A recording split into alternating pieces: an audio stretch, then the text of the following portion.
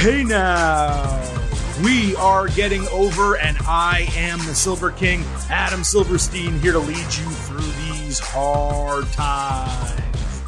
With the latest WWE edition of your favorite professional wrestling podcast. That's right, Getting Over is back once again, and we are here to break down everything that happened this week across SmackDown and Raw in the world of WWE. And this week in particular, the WWE news went far beyond the television shows. We had a major press conference in Las Vegas on Saturday afternoon. Some big news announced over the course of the weekend, and something a little mysterious going on as well. The Silver King is here.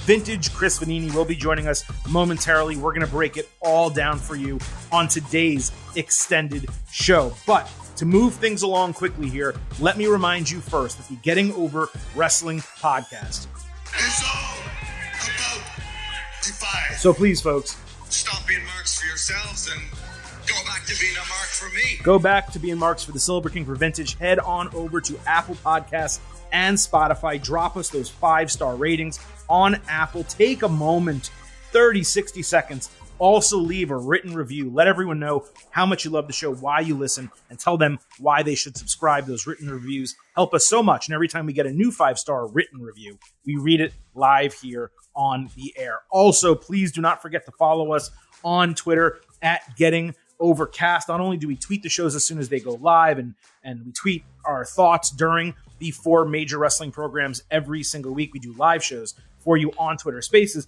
And the Silver King's been experimenting with some, let's call it additional content, right? Some captions, some photos, some graphics. We're putting new stuff on there. So if you don't follow us, or you never have, be sure to follow us at Getting Overcast. And if you did and you're like, well, all they do is talk about wrestling, they don't do anything fun, give us a follow again. We're trying to do some extra stuff there at Getting Overcast on Twitter. Chris, normally we would kick off the show, we'd banter about something fun. We'd argue between soda and pop, or the color of Gatorade, or whatever the case might be. This is one of the most jam-packed shows we have ever had from a content standpoint. So off the top, how are you? Is everything going well? And maybe give me an overview of your viewership this past week in WWE. Everything is good. Kind of in the flow now of having football and wrestling together. Same. Yep. Yeah, SmackDown is not.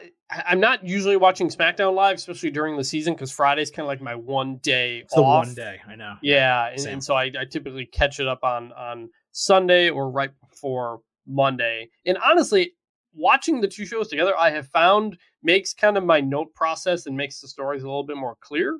Mm-hmm. So it was, I think, a solid weekend of wrestling, as we're kind of in this in between, pay-per-view type of situation.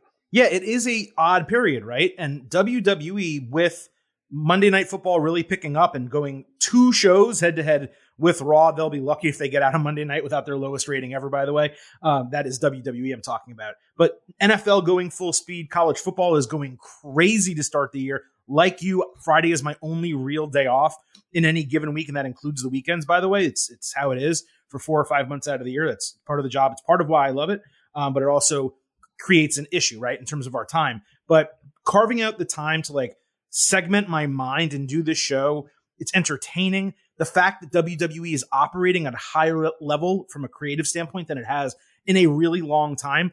It's not like the doldrums of watching, where you're watching it and you're like, oh, I'm taking notes and we got to do a show this week and I'm tired. I'm amped up. I'm excited to do this show because so much happened across SmackDown and Raw, those 5 hours of television, that I truly enjoyed. And even if I didn't love it, if I had my normal nitpicks and criticisms, of which you will hear during today's show, the overall attitude I had coming out of both programs was, man, I don't regret watching that. I don't regret watching those 3 hours. Yes. I don't regret watching those 2 hours. That was not the case for WWE for, the majority of the history of this podcast. Either one or the other, Raw or SmackDown, would be watchable to good to great, possibly, and the other one would be a slog. And those flipped back and forth at different times, depending on who was in charge of creative, which talents were on each shows, the storyline, how the things were going with the Bloodline. But now, even without Roman Reigns there certain weeks, that doesn't change my thoughts on the title, but even without him there certain weeks, there is so much to chew on, so much to digest with the product. You feel valued as a customer for giving them your 5 hours a week. Everything feels like it has a purpose.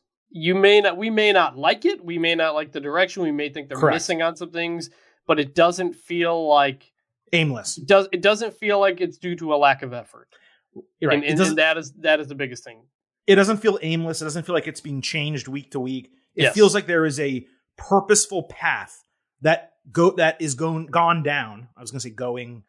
That is gone down in individual storylines and shows as a whole. And that, as a viewer, is really the number one thing you can ask for from a professional wrestling product, especially one that is demanding two different chunks, a 3-hour chunk and a 2-hour chunk of your time. And that's not to mention NXT, all the changes coming to that brand that I discussed on last Thursday's show. Be sure to go back and listen to that if you have not. Trust me, if you have been out of NXT, I think I've been telling you for a couple months, you need to get back into it. Well, now, especially, you need to get back into it. So go back, listen to that on Thursday's show. Chris, as I said at the intro here, we have a jam-packed show from a topic standpoint. We're not wasting another second. We are sliding into the main event. And when I said we had an extended show, we also have an extended main event because any of you who follow us on Twitter at Getting Overcast know the Silver King promised a special topic this week in our main event section, and that was an overarching look at the Bloodline. We will be getting to that momentarily. First, we need to talk about what happened regarding some of those key players in that faction across SmackDown on Friday night into a press conference that was held on Saturday in Las Vegas, and all of this was to set up Roman Reigns versus Logan Paul in the main event of Crown Jewel for the undisputed WWE Universal Championship. So this all started with Reigns being a guest on Logan's podcast. The interview was totally uneventful. After it ended, Logan said he thought he could beat Roman. That led to Reigns getting pissy on Twitter and Triple H inviting Paul to SmackDown to address the situation. Logan, he came out on SmackDown, he got heavy boos and what chants. He actually handled them like a veteran. I thought he did a really good job. He said a press conference was set for Saturday in Las Vegas. He invited the Bloodline and Roman Reigns there to join them. Paul Heyman interrupted him, and he entered with the Bloodline, including Sami Zayn. He put over Logan for going the distance with Floyd Mayweather. And WWE keeps mentioning this, so let me quickly say, it was an exhibition bout that Floyd Mayweather was barely trying in. I watched the entire thing, okay? And yes, and on top of that, Logan Paul has a significant size and reach advantage. And I'm a boxing fan, so it's okay for them to like claim that. It's like kind of like claiming, Floyd Mayweather and the Big Show was a real thing. It wasn't real, but congratulations, he did get to box Floyd Mayweather. That on its own was impressive. He also said Anderson Silva is going to knock out his brother Jake Paul. Heyman told him to be smart and pick a fight with someone else. Logan asked why they're afraid of a press conference. He said Reigns would probably smash him, but all it takes is one lucky shot for him to get over. Heyman then told Solo Sikoa to handle Logan. Instead, Sami stepped up, said Reigns should have let him deal with it and not Heyman. Zayn then took a punch from Logan before the Bloodline swarmed the ring and Paul fled. So then we moved to Saturday, the press conference. Triple H presided over it in Las Vegas. It featured the entire Bloodline, including Sami, it's so cool that he's now with them. And obviously Paul was there as well. He announced Roman Logan for the undisputed WWE Universal Championship. Triple H put Paul over for his work ethic and his performances inside the ring. The storyline is basically Reigns is dominant, but all Paul needs to do is luck into a single knockout shot to win the titles. Reigns was incredible on the mic here. I tweeted a clip of it. Go to our Twitter account at Getting Overcast and listen to that. It was great. I'm not going to play it here. He said Paul impressed him enough to be the third match on any card he was on, which is obviously a pot shot. Logan then called Roman one of the best, as opposed to, of course, the best, which was another pot shot going back in that direction. Logan then had an awful line. He said, Roman is the head of the table, but he is the table. Like, what does that even mean? Yeah, all your sports teams, they're all failures. Just not good. Heyman tore Logan apart. Reigns said he took the match because he's a good tribal chief. He's the flag bearer of WWE. So if WWE wants him to smash Paul, then that's exactly what he'll do. Logan got in Heyman's face. Reigns took exception to that, so he shoved him. Triple H got between them like Dana White, and the entire thing kind of fizzled out from there. It's very funny, by the way, that Dana White is trying to be, or has tried to be for his entire life, Vince McMahon. And Triple H is now, in this moment at least, trying to be Dana White. Just kind of goes full circle. I thought that was funny. Look, Yep. Chris, on the surface here, right? With the booking, it's easy to say. The easy way out is to say, this is dog shit.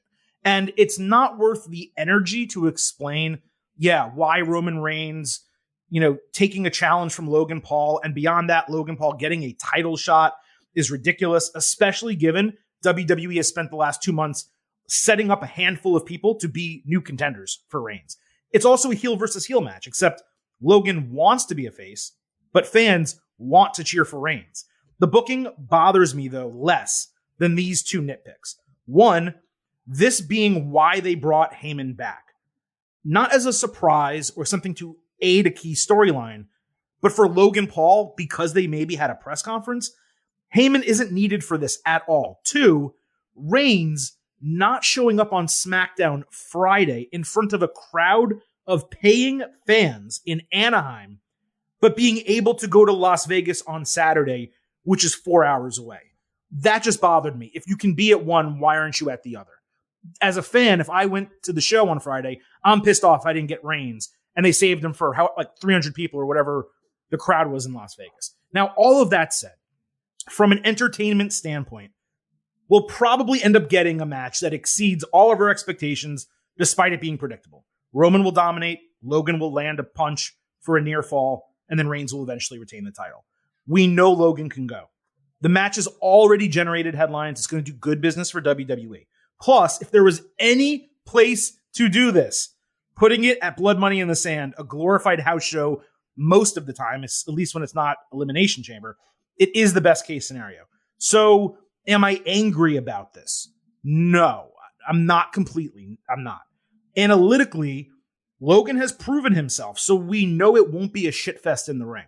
So, no, I'm not angry at the booking of it, but I obviously don't love it. Like, two main reasons. First, WWE has been running so hot creatively, and the main event scene is so barren because there's only one champion who's never there that it's frustrating when he does show up. He's not fighting someone who is on TV weekly to build a feud. And then secondly, this is booking purely for WWE exposure and the Blood Money contract. There was a report that the Prince likes Logan Paul, so that's why specifically they're doing this there, which can you even imagine that, right? And yeah, having Logan over there, it increases the exposure for both. It helps Saudi Arabia with the breadth of their sports washing that they're trying to do. They're going to get even more attention on their show, quote unquote, positively, because it's going to make headlines because Logan Paul is there. When it comes to wrestling, business matters. We talk about it all the time, but the fans matter more. And this is counter to what Triple H has been doing the last 2 months. So am I mad or angry? No, I completely understand it intelligently from a business standpoint. But is it frustrating? It is frustrating. The one thing I would take exception to there is when you said the fans matter more. That's not the case with Crown Jewel. That's not what Crown Jewel is about. It's not about ticket sales. It's not about ratings. It's simply about making Saudi Arabia look good. We call it Blood Money in the Sand for a reason. We don't like that this is a thing that happens. But all that said, I don't mind the idea of doing this gimmicky title match on that specific show for that reason. You know, if we were getting Drew McIntyre versus Roman Reigns at Crown Jewel, instead of Clash at the Castle or something, like that's the kind of thing that would have really pissed me off. That's the other side of the coin to the entire thing. Yeah. Right. Yeah. I'm sorry. The celebrity title match, I'm okay with it for a Saudi Arabia show that none of us want to happen. Logan Paul continues to be very, very, very good at this. Like he is. We've seen him in the ring. He is legitimately one of the top mic people in the company now. Like he handles things well. He projects himself. He handles boos, reactions. Like he totally gets this. Like and that's why they signed him to that's part of the reason they signed him to a deal to do more of these is because he's very good at it. And he likes it. Yeah. And he knows how to play the game. I listened to that podcast again. There was nothing really of interest in it, but he did a very good job of like blurring the line between what's real and what's not real by saying like, yeah, I could beat Roman Reigns in a match. Like we know it's scripted, but like he still played that. So like it worked. So overall, I'm fine with it. It's weird for this to be happening for a show that is 2 pay-per-views away, right? Extreme Rules is first. So, but that just goes to the larger issue we've had with the Roman Reigns thing, which is he's barely on television. Mm-hmm. Nothing matters. He doesn't have any real challengers anymore because he's literally beaten everybody. So, like, it makes sense ultimately in terms of what they did. Well, that's the thing. We don't want the match, but we don't want the show.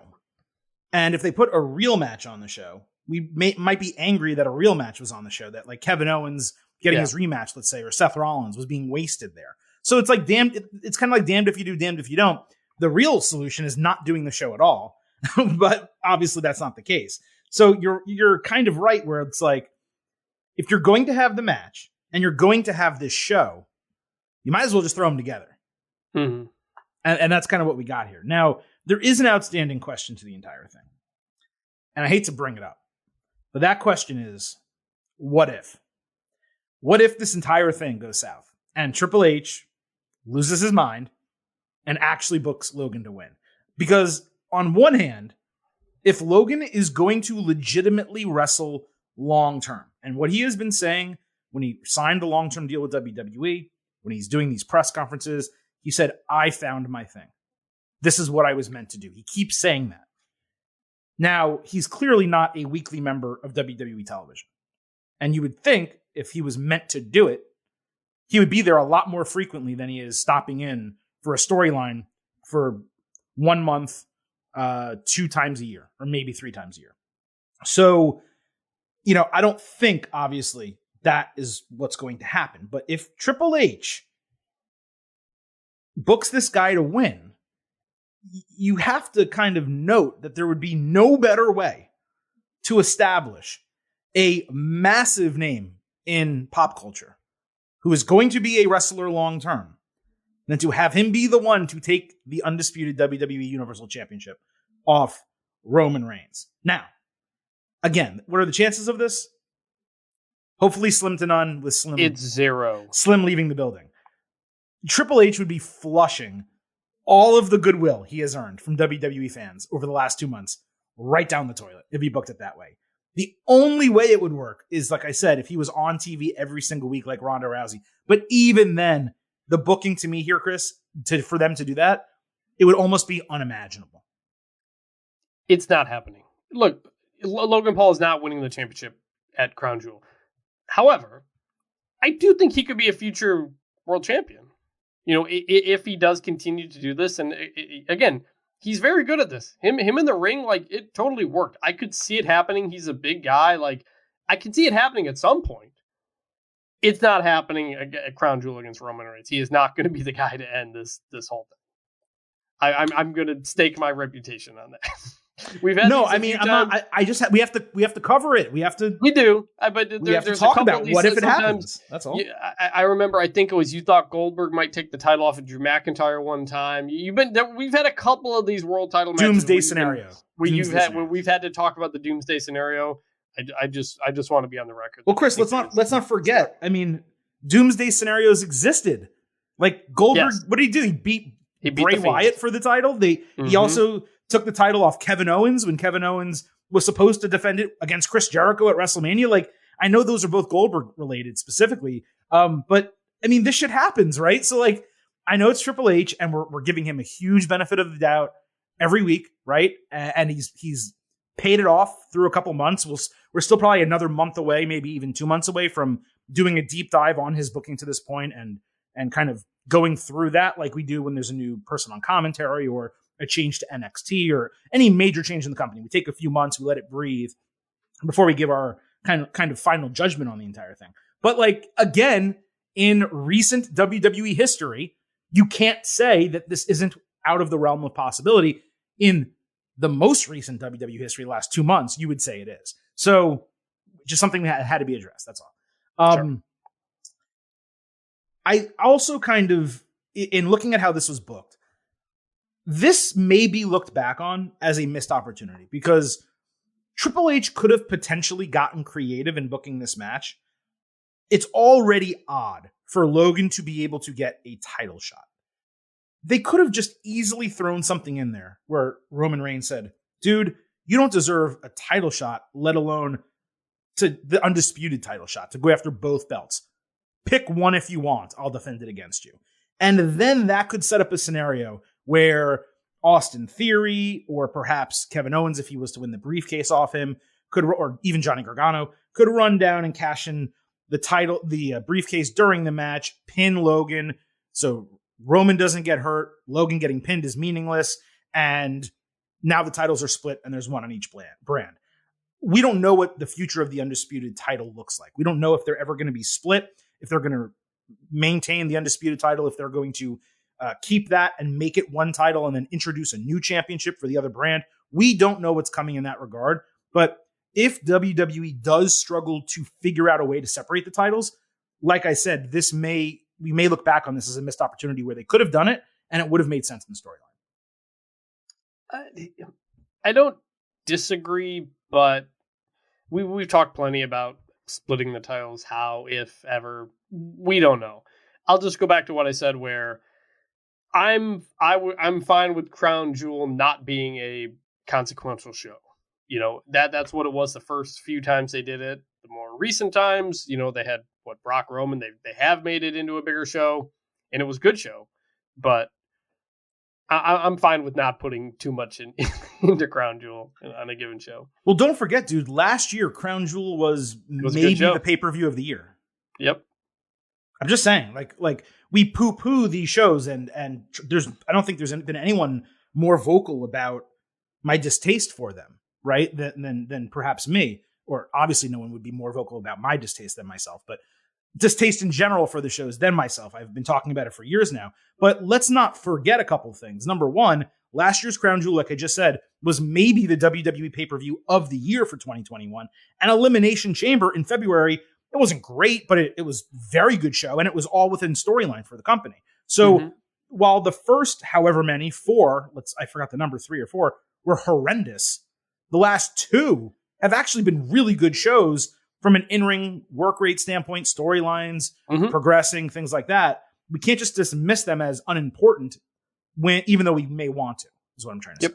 Yep, I agree. So, all right, let's wrap up with what happened on SmackDown regarding the Bloodline. So we had Sami Zayn against Ricochet. This match immediately followed the Logan Paul segment that opened SmackDown. Heyman accidentally spilled Michael Cole's soda on him, which Cole called out. So Heyman literally picks up the can, he pours the rest on Cole. I thought that was hysterical. Cole also gave a shout out to PWG during the match, which was really cool. Now, he said it because Ricochet and Sami Zayn wrestled there, except Sami Zayn never wrestled there. There was a guy who maybe had the same body type, El Generico, who wrestled there, but it wasn't Sami Zayn, so I don't really know what Michael Cole was talking about. Anyway, Jimmy Uso distracted Rick as he climbed the ropes. Sami hit the Blue Thunder Bomb. Logan distracted the referee to prevent a timely count. Ricochet came back with a great Hurricanrana cover for a 2.8. Jay then distracted, but Rick caught him with a springboard dropkick. Zayn then caught Rick with a half-and-half suplex, but Jay's third distraction led to another delayed count. That one really pissed off Sami because it went the opposite way. So Sami jumps out of the ring. He starts arguing with Jay face-to-face at ringside. Suddenly, they get separated. Ricochet hits a huge tope cannonball. Then he puts him back inside Sami, hits the shooting star press, and gets the win. Logan raises his arm. The Bloodline comes in the ring to threaten them. Madcap Moss runs down with a chair to even the sides. And this whole thing, it was just an extended, well-wrestled match. It was a bit overbooked in the finish, but it was overbooked for specific storyline reasons. Ricochet going over was key. His stock continues to rise. I don't think he's lost since Triple H took over or since he lost the Gunther match. So Ricochet is on an undefeated streak, or a winning streak, I should say. And that to me is a big positive. One other comment from commentary that stuck out. Corey Graves said that Logan Paul shouldn't be ringside because he's not related to Ricochet. I thought that was kind of funny. Oh, that is funny. Because everybody else, because he wasn't part of the Bloodline. There. Well, that was funny. Well, technically, Sammy's not related to anyone in the Bloodline. Right, either. right. Yeah. That's the joke. Yeah. Yeah. This was a fun match. Again, Ricochet's kind of not really doing anything specific, but they're putting him in spots to let him highlight what he can do and letting him show off. And I think it's helping him. He's getting more cheers, it seems like. And ultimately, it was a bit overbooked, but it made sense. The show opening match, a lot of fun. I don't know if we're doing good, bad, or ugly here. No, this is the main event. No, that's it. I definitely enjoyed it. Cool. There's also a North American Championship match on the show. And you may be saying, hey, Silver King, what? North American Championship? Well, number one, you don't watch NXT. And number two, you don't know that Solo Sikoa won the North American Championship last Tuesday on NXT. Again, something we discussed extensively on Thursday's show. So make sure you go back and listen to it. Jay tried to get, I don't think I said who he defended it against, did I? A North American Championship match, Solo Sikoa defending against Madcap Moss. So Jay tried to get Solo hype in gorilla position, but Solo told Jay, you're off your game today. And then to Jay's surprise, Solo invited Sammy with him to the ring. So Zayn then smirked at Jay and they went to the ring. Cole narrated highlights of Sikoa winning the North American Championship on NXT. When Solo entered, he had a really cool custom nameplate that WWE did for him on the screen. Solo hit his dad's hip attack. Fans actually chanted Uso for him. But Moss countered another attempt with a chop block and 2 corner shoulder tackles. Moss hit a really cool lifted driving clothesline, but Sikoa countered another shoulder tackle into a Samoan drop. Moss caught Solo flying for a fallaway slam before Zayn saved Sikoa. Moss chased Sammy until Sikoa hit him with a super kick and a falling Uranagi to retain the title. Match was fine, totally good. It was 2 big meaty men slapping meat, that's for sure. Oh, we got 2 big meaty men bumping me tonight. Excuse me, Biggie, bumping meat. But it was also a little bit of a slow match. I didn't blame the fans so much for cheering Solo, but it's unfortunate that it came at the expense of Moss, who he has been over like Rover for months to our surprise. He got a very limited reaction in this match. As we have said dozens of times, Moss, more than perhaps anyone left in WWE, badly needs a repackage because he has a legitimate future in this company. The least sensible thing so far in the Triple H era is why this guy is still called Madcap and while he's still coming out in generic black trunks. It just doesn't make any sense. I do love the way that Sammy has kind of wormed his way into Solo's good graces. After all, he is the impressionable younger brother. It's cool that they have some sort of alliance here, and I just loved the interactions between them the entire match. To the point about the fan reactions, it's happening because the Bloodline is cool. Yeah, they are. And we've said it. People put the ones up. They're not. I mean, they get booed at certain times. If you're going up against a Ricochet who can do a lot of flippy stuff and get the crowd excited, it's easier to get the crowd on your side against the Bloodline. When you're Madcap Moss and you're just generic kind of dude right now, the Bloodline's more interesting, and people will lean that way on that type of one. So I think that is part of it. I do like Madcap getting this spot. He's done some run-ins at times to help out and save people and gotten decent reactions doing that. But yeah, he, like I said, if you don't have the kind of the repertoire of Ricochet, what's his thing? What's Madcap's thing? We don't really have that. Yeah, that's the problem. Like, the guy can go in the ring. Clearly, the fans like him. He got over by going up against Baron Corbin and fighting alongside Drew McIntyre. And now it's just that's all over and he's kind of just back to being the generic guy with a really, really bad, ill-fitting name. And that's just really unfortunate. Now, I explained in depth on last week's NXT show. I keep telling you guys to listen to this Thursday episode. Why putting the North American Championship on Solo Sikoa was such a genius move by Triple H and Shawn Michaels. Please go listen to it if you skipped it, because I go in depth on it. The shorthand version is that it gave another USA title without being concerned about Gunther or Bobby Lashley potentially dropping their championships. And it directly connected NXT not only with the main roster, but with the A show, the A faction, and the top star in the entire world. What we saw on Friday was the early fruits of that decision. NXT was promoted multiple times during the show. We saw footage of it. The title was made a big deal, and every single person involved benefited from it. I just think it was such a really, really strong booking. I am the game, JR. There is nobody that eats, sleeps, or breathes this business more than me. I love playing that sound drop just because it's this business. Because Triple H always, in this business. You know, it's just so great. So I got both in one. I love that drop. Agree. As someone who doesn't regularly watch NXT, it's nice to see the connection. It creates a connection, something for me to check out. If I see something, that's, I like that crossover. It's appealing enough without being like you have to watch to understand. So it's a good balance. It gives you enough of like a a reason to go and check it out. Will you watch it? That, depends on every individual, but it gives you enough of a reason to say, oh, that's kind of curious that they're doing this. Maybe that's a good show. Maybe I should give it some time also. So we have a lot to talk about regarding the Bloodline. I did want to discuss the long-term impact of this faction. Before we get to that briefly, did you happen to see that the one's gesture that the Bloodline uses that you mentioned earlier, sticking one finger in the air, holding it over your head? Did you happen to see that was in the news over the weekend for completely unrelated reasons to WWE? I saw it, and I had that exact same thought. Yeah. So if anyone doesn't know what we're talking about, you can kind of Google it. Maybe Google like one finger in the air or something like that, and it'll probably give you the answer. It's a QAnon thing. It's we try not to get into politics and stuff here on the show. So you can go look at it, but something happened at an event, and let me just say that there's a non-zero chance that WWE has them stop doing the gesture. If what happened over the weekend, if that starts becoming a trend and like something that catches on, it would be a horrendous look, even if the Bloodline came up with it first, which they did. I mean, I'm not saying they're the first ones to ever do that, but even if they're the first people who popularized it mainstream, this will quickly overtake that if that's the case. So don't be surprised if that goes away. That's all I'm saying. Yeah, I had that thought too. Look, Lyndon McMahon was in the Trump administration. Trump's a WWE Hall of Famer. They completely stayed away from any politics stuff when he was president. Right, despite all those connections. Right. If this becomes a bigger thing, I would agree. I wouldn't be surprised, and immediately wondered when I saw it if it gets to a point where WWE moves away from the put up the one. So we'll see. All right. Now, Chris, before we get into the rest of the main event and our next segment, like I teased on the show and on Twitter as well, I want to spend a little more time on the Bloodline because I got to thinking about this on Sunday. This podcast has basically existed for the entirety of this overarching storyline, which makes it really one of the longest in WWE history. There have been highs and lows, peaks and valleys, but every single time a new element gets added or a new high is reached, the lows in the storyline seem to matter less. No storyline that lasts more than 2 years is going to be perfect, especially because plans did change, and sometimes it's legitimate. Other times, of course, it was at the whims of Vince McMahon.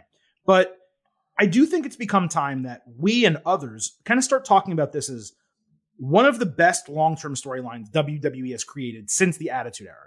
Because just think about all the directions this has gone. It started with Reigns making that shocking return to take the Universal title in dominant fashion over Braun Strowman and Bray Wyatt with Paul Heyman by his side.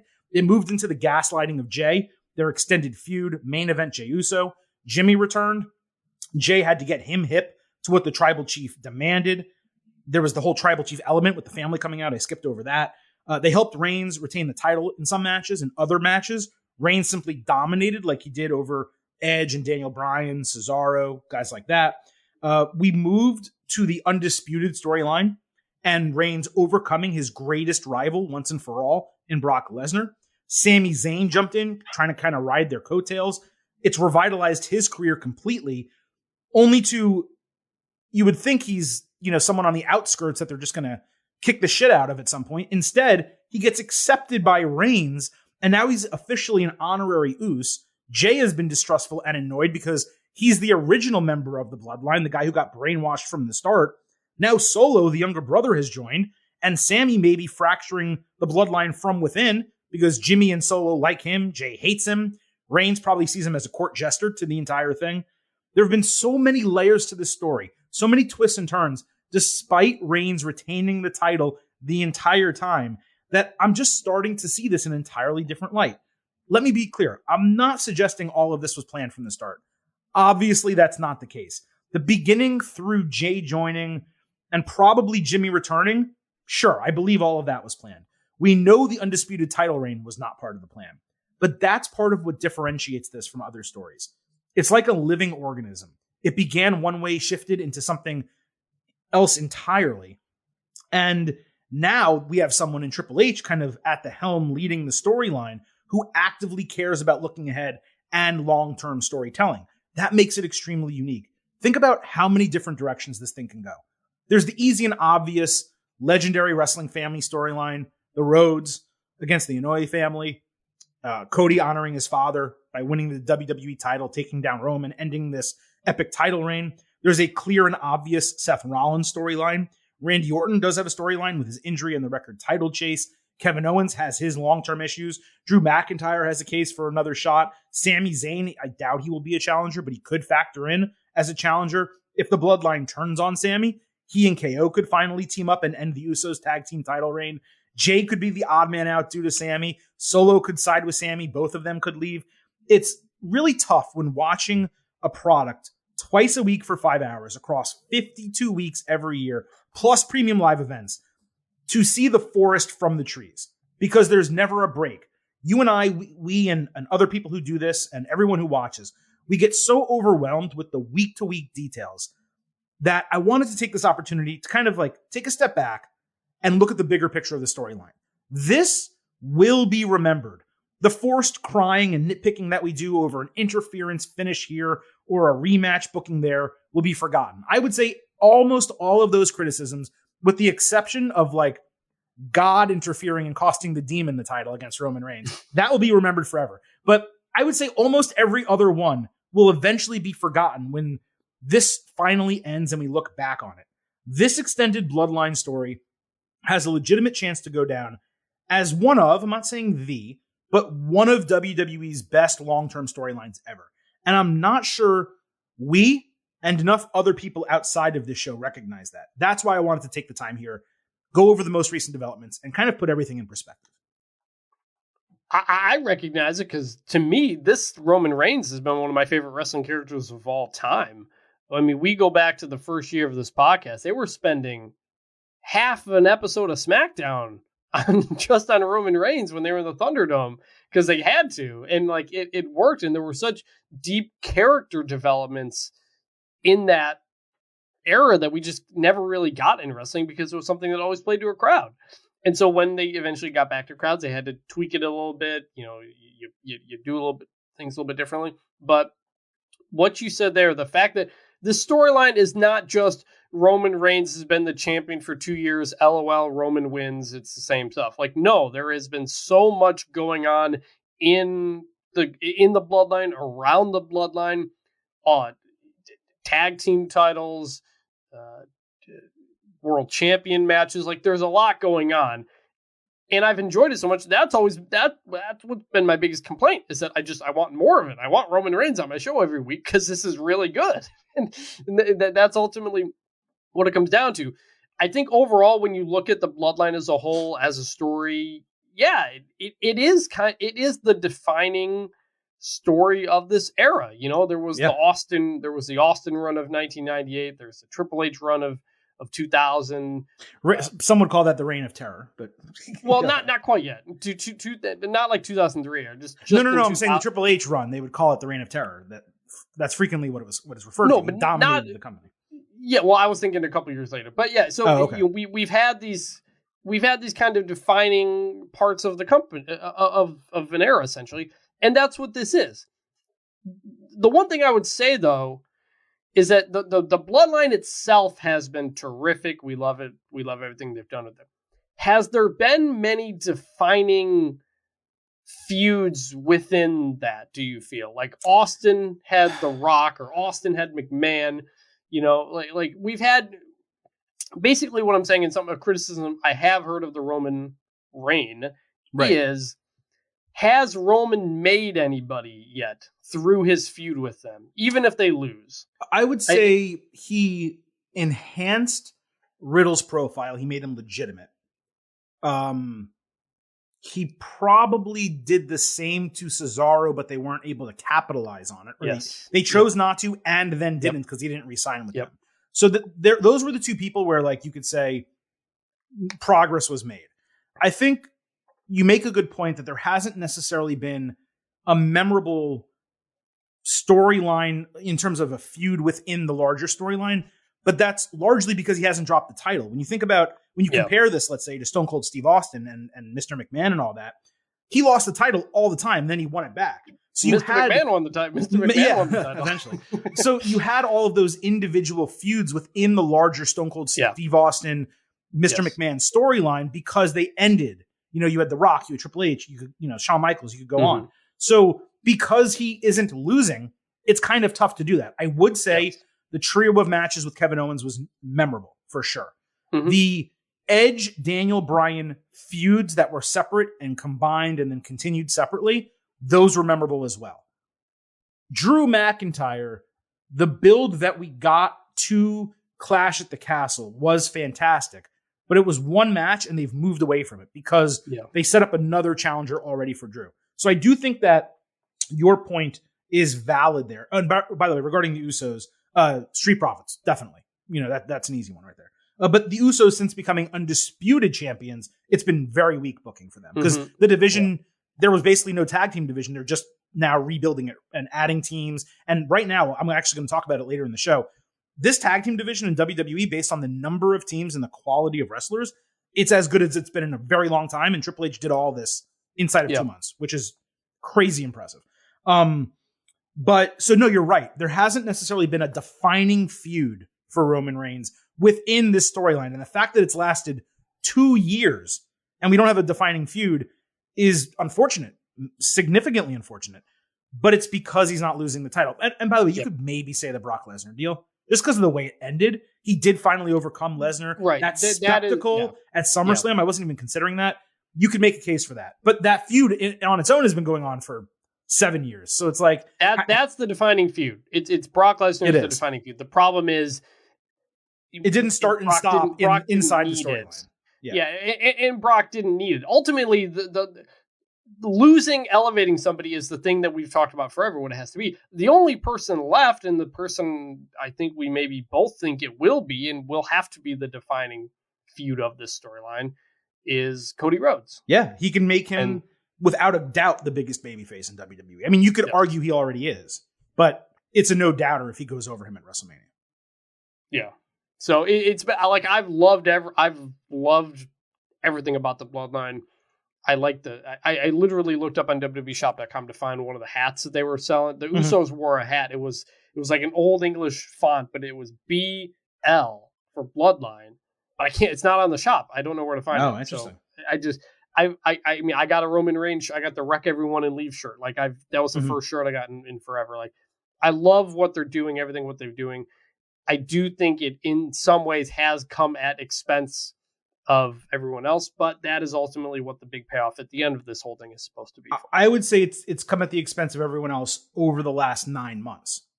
Since or not 9 months, I forgot when they merged the titles at WrestleMania. Over the last 5 months, I would say it's coming at the expense of everyone else. But really, again, we talk about it all the time on this podcast. Ever since day one, when they put the title on Brock Lesnar and decided to merge them, so really the entirety of 2022. The rest of the main event players in WWE haven't had anything to go after, the majority of them. Yeah. Whereas when the titles were separated, even if Reigns wasn't on TV, you still had a main event storyline on the other brand that was going strong. So I do think that the build of this storyline and how extended it has been has indeed led to some detriments on the other side, basically. At the same time, if you look at the storyline itself in a vacuum, and especially, let's say it ends at WrestleMania. So if we look back on this, in 2030, hey, you remember Roman Reigns, Tribal Chief, head of the table, the Bloodline? We're going to look back at that and say, holy shit, what a run that was. And there will be WWE specials made on it, and it's going to be treated, I don't know that it's going to be treated Mega Powers Explode, because it's not the top 2 guys in the company, not the main event of there's shows, there's pay-per-views every month. There's not 4 a year or even less, maybe, like there was back then. So it's different. It's a different era. But I do think it will be in the category of Austin McMahon, Mega Powers Explode, all of these big, mountainous, is that the right word? Sure. Mountainous storylines that are just, you remember that era in WWE. And I think this does have a legitimate chance by the time it's over to join those rankings. Those definitely the top 10, maybe the top 5. Yeah. And again, the best could still be yet to come based on how this ends. If we have Sami and KO take the titles off the Usos, if we have Cody Rhodes take the title off of Roman, and we'll get into this later in the show, if we have a defining WarGames match at Survivor Series. Could you imagine, like WrestleMania Night 2? The show opens with Kevin Owens and Sami Zayn beating the Usos for the tag team titles. And the show ends with Cody Rhodes defeating Roman Reigns for the World Championship. He celebrates, he cries in the middle of the ring. Dusty, maybe they even do a hologram of Dusty or an AR thing, or who knows what they're going to do. And then Owens and Zayn come out, and three of the biggest baby faces in the company, fan favorites, are all there together celebrating. Like, that could be an all-time WWE moment. Yeah. And it's set, the table's set. Not to quote Logan Paul, I'm not saying I am the table, but the table is set for this to play out and be really in the pantheon, in the top tier of all-time WWE storylines. Let's find out if we get there. Thank you for indulging me. I did want to obviously discuss this on the show. Not that Dan Bauman at Bauman007. He did write in. He wrote in last week. I promised him I'd get it on today's show. Doesn't totally fit with everything we're talking about, but we're going to shove it in anyway. He said, I've been hearing speculation across a few podcasts about Roman holding the title to WrestleMania and facing The Rock. How do you get around the Royal Rumble winner stipulation, as I see no way The Rock enters the Rumble? It comes back to the whole flow, as you guys have mentioned, unifying the titles and backing themselves into a corner. So, like I said, the DM came in last week. I promised I'd go over it. To make a long answer short, I can't speak for other podcasts that talked about Reigns Rock for the title. That does not make a shred of sense to me, The Rock challenging for the title. But if he was to do that, I would presume that booking would be on night 1, with Reigns fighting the Royal Rumble winner on night 2. I don't see The Rock working the Rumble, plus SmackDowns, all of this to promote WrestleMania, and then WrestleMania itself. If Rock does work Mania at all, I could see maybe 2 to 4 TV appearances leading into it, and that's it. Maybe a confrontation at one of the pay-per-views, preceding WrestleMania, but not actually wrestling at that pay-per-view. So I don't exactly know what's happening with The Rock. I don't think anyone does. It would probably be leaked if they did. But I still maintain, if The Rock wrestles Roman Reigns at WrestleMania, it will be the night 1 main event, and Reigns will then defend the title in night 2. That's what I expect to happen. I've already said I don't like the Roman wrestling for 2 nights thing, but if you're going to do it and play it out the way we've New Japan does it. I just want to clarify. I know. I already went over why I don't like it, but I know. If we were to book it out the way we kind of have, that's how you'd have to do it. So we will see. I think they have to know now. They know now if The Rock is available or not, just because of his schedule. I'm sure probably. They know. And they may keep it to a handful of couple of people. But Roman is specifically getting asked about it on every interview, including the Logan Paul podcast he just did. So I also don't think they keep asking him that if he's not doing it. Like if how it's not do they know? They want to know. I mean, Reigns would have to say it's not happening. Like, you'd have to shut it down, but there's no reason to do that. It's Hollywood WrestleMania. I mean, they're not going to shut that down.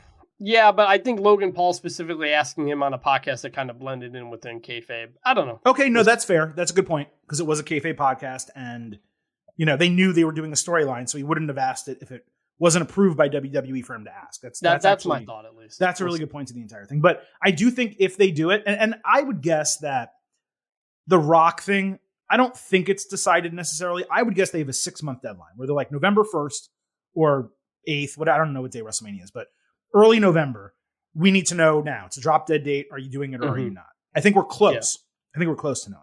Yeah. But yeah, I maintain that if Rock is there, it makes sense. You do it night 1.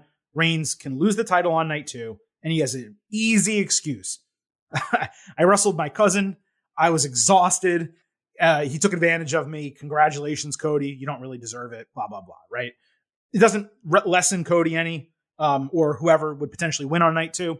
But at the same time, it would give Reigns an excuse where he ultimately lost the title. So that's what I think will happen if The Rock is at WrestleMania. Anyway, Chris, we have a second part of this main event, and we have so much show still left to get to. And that second part is Triple H announcing that WWE Survivor Series, at least for this year it seems, is moving away from the traditional setup and instead becoming Survivor Series WarGames. Yes, I said it.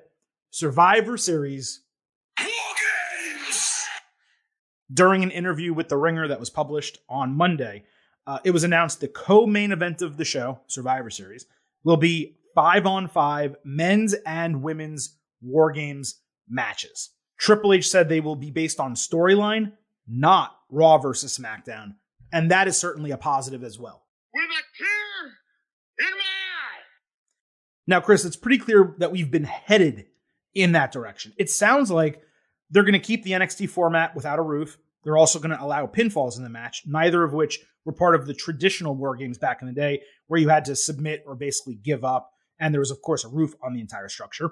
Triple H commented that the presence of blood and blading, quote, "What we do is dangerous enough without making it more dangerous. We changed that practice, and it's irresponsible to go back." So he's basically saying, we're not going to be purposely bleeding in this match. Those two elements, the open top and no blading, it allows this to continue to stand on its own from AEW Blood and Guts, which, of course, has the roof, and they blade heavily, not just in AEW, but specifically in that match. A little bit. I do hope it's more like a bloodletting than it is blading. I do hope WWE brings back the match beyond designation after all 10 people are in the ring, as I don't think that was ever used in NXT. But really, the only true negative, as I played the sound drop, is that William Regal is no longer in WWE to scream, WarGames. That hurts big time. I loved when Triple H brought back WarGames for NXT, but I do have some mixed thoughts here. It's probably my age showing, but I always liked the traditional Survivor Series matches. They can be really good when they're booked well, and going away from Raw versus SmackDown for the 5-on-5s with Triple H holding the book, it does accomplish that. Think about the triple threat version that we got with NXT a few years ago. Those matches were fantastic. If it was up to me, I might have included NXT here and saved WarGames either for NXT specifically, like it currently was or previously was, or used WarGames as a special match on another show. That said, it is fair to note that Survivor Series is probably an outdated concept, and it has long needed to be modernized. And I guess it doesn't really make the most sense to take an awesome concept like WarGames and keep it stuck on a developmental brand when it can be elevated like this, especially if Elimination Chamber is going to continue to be a Blood Money show every year, which, based on the calendar, may well happen. So overall, I'm bullish of this, but I will miss the 5-on-5 elimination matches. I did always enjoy those. You know, there are topics like this that come out when I'm certain that you and I are finally going to disagree on something, and I expected you here to be all in on WarGames, like head over heels, and I am. Don't get me wrong; I'm very excited for it. My take is, I like Survivor Series matches better than WarGames matches. That's taking it maybe a step a lot further than you, but it is, yeah. Survivor Series was created in response to WarGames, first of all, and that whole history is known. Yeah. And Triple H knows that and everything. He did a big interview with The Ringer about this. It was created in response to it, and it immediately outsold it. Yes. WarGames, to me, is just too complicated. I don't like having... the first half of the match before everybody gets in the ring is always awkward and weird and boring. And I say this as someone who went to AEW Blood and Guts this year in Detroit. It's a slow build. It is. It's a slow build until you finally get to everything, and it just becomes a mess at the end of it, because there's so much going on. Survivor Series, 10-man elimination matches, there's natural stories to tell from that format of a match. WarGames kind of just gets messy. So I was kind of disappointed to see this. I'm fine with doing WarGames and in fitting it in somewhere. And heck, I think Triple H originally wanted to do WarGames, but Vince didn't, and that's why they came up with Elimination Chamber. Absolutely. So there is a lot of history with all of this stuff, but it's the Survivor Series. I know it's kind of lost its luster for a long time, but there have been memorable Survivor Series matches to me in recent years. The Authority one where Dolph Ziggler won and Sting came Sting came to WWE. That was really cool. The Raw versus SmackDown versus NXT when Keith Lee got his big moment. Keith Lee and Roman Reigns. I'll never forget that. Yeah. That was real. I liked the 10-man Survivor Series match in years where you had a good storyline around it, and I'm going to miss it this year. And ultimately, look, if we're getting a WarGames match with the Bloodline, like, again, that could be, again, one of the defining matches of the Bloodline era, and I think it'll be good, but I do kind of want to pour one out here for the Survivor Series match, at least for now. Well, that's the thing, because the Bloodline, I mentioned it, what was it, last week's show or 2 weeks ago? The Bloodline has 5 members. I think I said they have a Survivor Series team. They're ready, right? So the Survivor Series is really good when there are storylines that make it good and important. And this year, those storylines exist. There's one developing with Damage Control. We'll talk about that in a little bit. And of course, there's the Bloodline storyline. So this year actually is the year where they don't need to go to WarGames, right? Or if you are going to do WarGames, and this is the other thing, have it be organic. I know, like, dude, what WWE is doing, and there's reasons for it, and good for them, right? They're utilizing The Ringer or ESPN or the Pat McAfee show or this to make all these big announcements and get people hyped. But you know how cool it would be, or how much cooler it would have been if, Survivor Series was approaching. It was 3-4 weeks out. And by the way, they're not hurting for ticket sales. I think they're almost sold out, if not already sold out. So this isn't a ticket sales issue where they're trying to drive like revenue, right? But where it's like 3 weeks out and this Bloodline versus whomever storyline, it's boiling over and people are going crazy. And there's a huge brawl on SmackDown. And Triple H runs out for the first time that we see him on TV in this role. He separates everyone. He goes, that's it. I'm sick of this. We're not doing a Survivor Series match. We're going to settle this inside WarGames. And the crowd goes wild. And it's a huge pop and it's a big moment. And there's one match on the card. One WarGames match, not 2. Instead, by announcing it ahead of time and ensuring that it's equal for the men and women, and please do not get me wrong, I love that the men and women, I should really say the women, get the same opportunities in WWE now as the men. I love that there's a women's Royal Rumble, a women's Money in the Bank match. Usually Hell in a Cell, some years, I think, was this year only a women's match? I don't even remember, but sometimes that happens. So I love all that. But what really makes WarGames, Hell in a Cell, TLC, some of these matches special is when they're booked organically, not when they are jammed into a pay-per-view schedule. And if they just threw WarGames on, I don't know, Extreme Rules, right? Or they threw a Hell in a Cell at WrestleMania Backlash because you needed to settle a feud that wasn't settled at WrestleMania. That, to me, is far more exciting, booking these special matches when feuds call for it, as opposed to doing it specifically at a show of that name. And they decided to go the other route here. I want everyone to understand, I am not shitting on this. I am very, very excited for Survivor Series WarGames. It's going to be great. The Bloodline in a WarGames match is going to be exceptionally fun. And I'm sure the women's match is going to be fantastic, given the talent of women that it seems like we're going to get for that match. I'm just saying, could it have been done better? Could it have been saved or utilized differently? I think it could have been, while still maintaining the uniqueness of the Survivor Series 5-on-5 elimination matches. I agree. And like that's the thing with like telling a media outlet, no, it's going to be storyline based. If kayfabe's dead, it's kind of like, oh, it's that time of year, right? Exactly. where we start to team up with each other before the match comes. Like, so that's always just kind of been a weird part of it too. It was always weird with WarGames back in the day, weird with Survivor Series back in the day. Another Survivor Series match, the end of the Invasion. That was a great Survivor Series match, by the way. That one popped into my head. So, yeah, I agree with everything. I don't like Hell in a Cell pay-per-view. I don't like TLC, Elimination Chamber, whatever. Save it for special feuds. But it's been this way forever now, and I imagine it's going to stay that way. So as long as they see engagement and impressions and all those analytical data points, it's going to keep going. It's just, Triple H has obviously immediately put his stamp on every way he possibly can, with names coming back, with all kinds of different things. And this is as big as any of those to basically turn Survivor Series into WarGames, which is just kind of goes against the whole history of Survivor Series. Right. But that's what it is now. But to clarify your point, though, because I clarified mine, you're still excited for this. It's just, you're noting, hey, I wish it either would have been done differently or that the integrity of Survivor Series would have. I think there's a good chance we get a era defining WarGames match with the Bloodline here. Absolutely. So that will be great. I'm just sad about not having Survivor Series. Basically. And by the way, oh boy, is there an out for them to lose with Sami Zayn on that team? And him potentially getting excommunicated from the Bloodline. Well, no, I think the Bloodline wins. I'm just saying there's an out. There's a way that there they can lose it.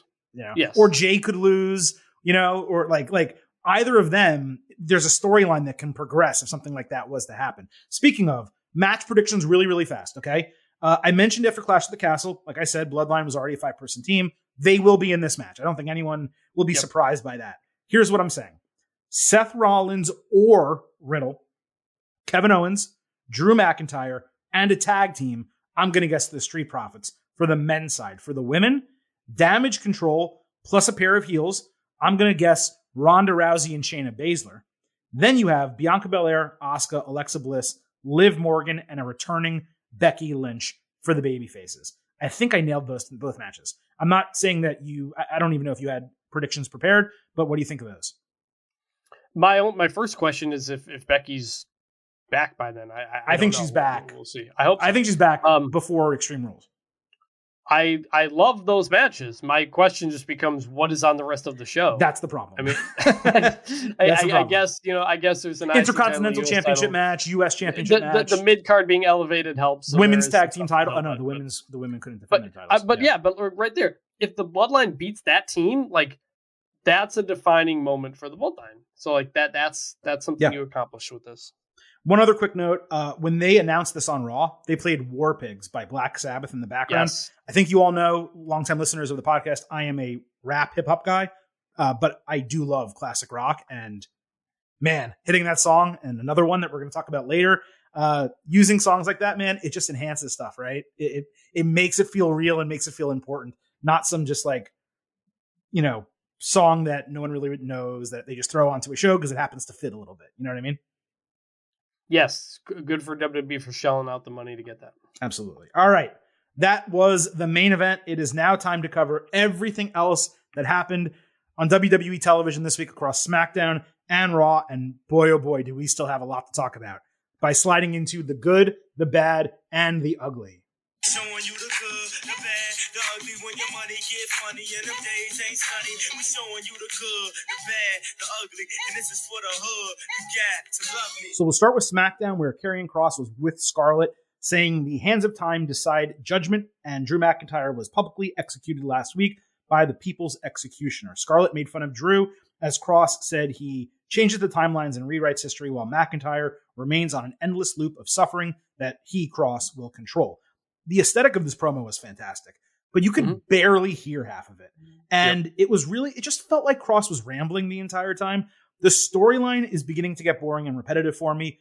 Most will probably disagree, but for this promo, I'm actually going bad. I'm still going good. I liked it.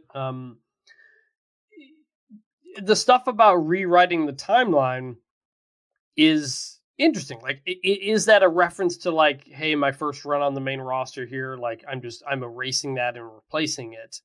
But he never gets any deeper other than just kind of philosophical phrasing. So I need a little bit more meat on that bone. You don't have to be like, hey, remember I was the guy with the mask, because then we're going to be like, oh, you're a joke. But right. But we need some, Drew wasn't there to fire back or anything. Just need a little bit more. I still liked it. Still give it a good though. By the way, depending how long Kross has a run on the main roster, that mask could get pulled out. Like, remember how Seth Rollins was trolling people with his entrances? Like, if he ever fights Rollins could very well like wear that mask to the ring one time. That would be so freaking hysterical if he did that. Later in the show on SmackDown, McIntyre appeared out of the crowd. He was in street clothes, which you and I love. He jumped onto the announce table. He said he was waiting for Kross backstage all day, but Kross doesn't have the balls to face him like a man. So clearly this is building for a match at Extreme Rules. I just thought this was a really good look for Drew. This is what we're talking about with Drew, right? We said, get rid of the sword. And if you do use it, only use it for a ring entrance, like when you're going into a match, and especially a big match, more than anything else. But when he's in the ring, he can't be coming out in his gear. He needs to be coming out in street clothes, looking serious, being upset and aggressive. And that's what we saw on the build with Roman Reigns. And that's what we saw here. So yes, this was a good for me. I agree. Not much to add other than that. By the way, really funny. I texted you. I was going to say this. I know. So I texted you before. So Monday night, as I was putting the show together, and I don't mean to spoil the rest of the segment, but I was scrolling through the segment, and I'm like, this is it. It happened. I have all goods. There's no bads, no uglies. It's the first time WWE did it. I somehow skipped over the Karrion Kross promo that I didn't like, which was a bad. So still not bad. The very first thing you texted me, I don't have any bads or uglies, and the very first thing we're doing is a bad. So I didn't want to say it, but yes. So what I do is I have, just so everyone knows, like I have like the segment name, what it was, a couple bullet points, and then I write in capital letters bad, ugly, or good, just so I know, like it jogs my mind. Oh yeah, that's what I thought at the time. So I bold them. This one wasn't bolded. So because it wasn't bolded, it didn't catch my eye. Therefore, I forgot that it was bad. But yes, Kross bad, McIntyre good. Now, this could have been a main event topic, but I wanted to talk about Karrion Kross before I broached it. During a commercial break at SmackDown on Friday, off television, fans experienced an odd and unique moment as an a cappella version of White Rabbit, the very famous song from Jefferson Airplane from the late 60s, sung by Grace Slick, creepily played in a pitch black arena with a red light shining on the ring at the end of the song. The same thing happened at a house show on Saturday. It happened again on Sunday, and a fourth time during a commercial break at Raw on Monday night. Now, if you've never heard the song with the instrumental, it's incredible. Like the real version of the song, go download it or listen on Spotify, I think is what the kids do these days. Go listen to the song, put it on your list. It's awesome. But the a cappella version with Grace's voice on its own, no backing track, it is chilling, and especially chilling when it echoes in a huge arena with a crowd being silent. Listen to this. When the men on the chessboard get up and tell you where to go, and you've just had some kind of mushroom, and your mind is moving low, go ask Alice, I think she'll know. When logic and proportion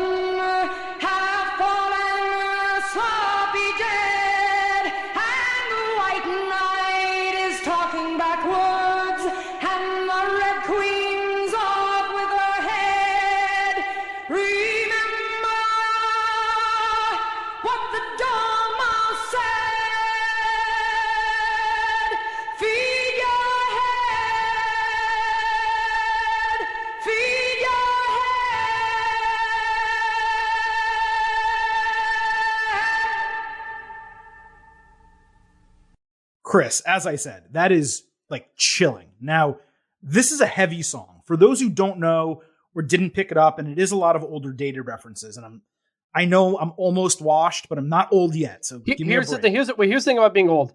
I actually know this song because it was the song in the latest Matrix trailer. It was. That's true. That's where I first heard it. So. Oh, really? You'd never heard it before that? I had never heard of it before, so people may actually know it from that. So my mom grew up in this era. So when I was a kid, I listened to a lot of this music when we were in the car going to school, things like that. Not this song specifically. She didn't play this for me, but my interest was piqued.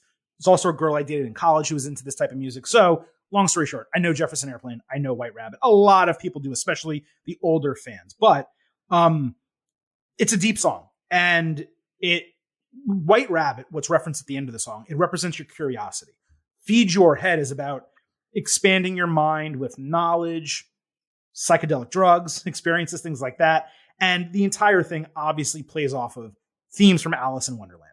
Now, if you watched footage of these happenings in the arena, fans very quickly, from the first time it happened on SmackDown, but it progressed Saturday, Sunday, and Monday, they would take out their phones and hold them in the air like fireflies. Some fans online, people on Twitter, Reddit, wherever, IWC, they refused to acknowledge for a long time that WWE was doing this purposefully. Oh, it's a sound check. They're just something they're doing during breaks. But this was, Chris, straight up genius viral marketing. Not only that, it should help with ticket sales because fans now have that extra motivation to go to shows. Anything can happen, even during the commercial breaks. Then, at Raw on Monday, a QR code mysteriously appeared on paper behind Austin Theory. He was like getting ready backstage and he was being filmed. That led the QR code to an animation that we posted on Twitter at Getting Overcast. You can go check it out. I captured the video and put it up there. It says, feed your head with a picture of a white rabbit and a checkered hole from Alice in Wonderland, like the path. Then there was a hangman game with the question, quote, who killed the world? The answer was, you did. Also, the first 5 letters the rabbit jumped on were DEMON, so demon. There was also an hourglass in the corner that was turning during the game, and the video ended after the hangman was solved with the words, come with me, going down the rabbit hole before 9.23 flashed on the screen in white and blue, presumably referring to SmackDown on that date, which is this coming Friday. At 9:23 p.m. on Raw, a fan wearing a Jefferson Airplane Tour shirt held up a sign that had the exact same QR code on it, leading us to the same video. You had to be very quick to catch it during that match. This brings us now to one of 2 potential roads as far as I see it, Chris. One is Karrion Kross. He previously used the name White Rabbit in Lucha Underground. We also had the hourglass and clearly the fact that the date and colors alluded to SmackDown. But when it comes to Kross, he's already been completely established in his return. It wouldn't really make sense to build a new character for someone you just debuted who is in the middle of a feud with someone. The other road is far more exciting and, in my opinion, much more likely. And yes, that road leads to Bray Wyatt. There's the causation of the Fireflies, the red light, the tone of the song, the mystery. It feels in every way like this is his 3rd incarnation. Not to mention the phrasing. Feed your head. Come with me. Very similar to let me in. The font of you did in the video matched font that is used on some of Wyatt's WWE shirts. Plus, who killed the world? Well, wouldn't the Eater of Worlds be the person to ask that question? The lights even briefly went out during Alexa Bliss's match later on Raw during the same show. At first, I thought it was a total coincidence. But then I was like, oh, wait, Alexa Bliss is wrestling. This is not a coincidence whatsoever. Chris, I absolutely love this shit. Such good shit. From the viral marketing aspect to the teases to getting people in the arenas excited, playing it out quickly over a 4-day span. We'll talk about whether it's going to be short-term or long-term. I want to get you in here. Holy shit, is this awesome. This was something, speaking of texting each other during the show, I had missed this. You had texted me about the White Rabbit. I said, what are you talking about? And you said, go to the Twitter account. It's on there. I was doing some work at the time when Raw was on. I wasn't fully engaged with what was going on. So I missed that. So I found that. I found the QR code. I found the website, www.com/comewithme, I think it is. And I'm like all in on this stuff now. I didn't notice the Alexa Bliss light turning off until you just mentioned it here now. So like that is, to me, clearly leading to Bray Wyatt finally. But it could mix together. We could have Bray Wyatt and Scarlett and Karrion Kross together. You know, like Bray has been in teams before. He's with Alexa, he had the Wyatt family. It would fit. And now SmackDown Friday night is a must watch. I said at the beginning of the show, I don't often watch SmackDown Live. Yep. I'm watching SmackDown Live this Friday night because I want to see this. It's such a cool way to, again, as we've said since Triple H took over, reward people for paying attention.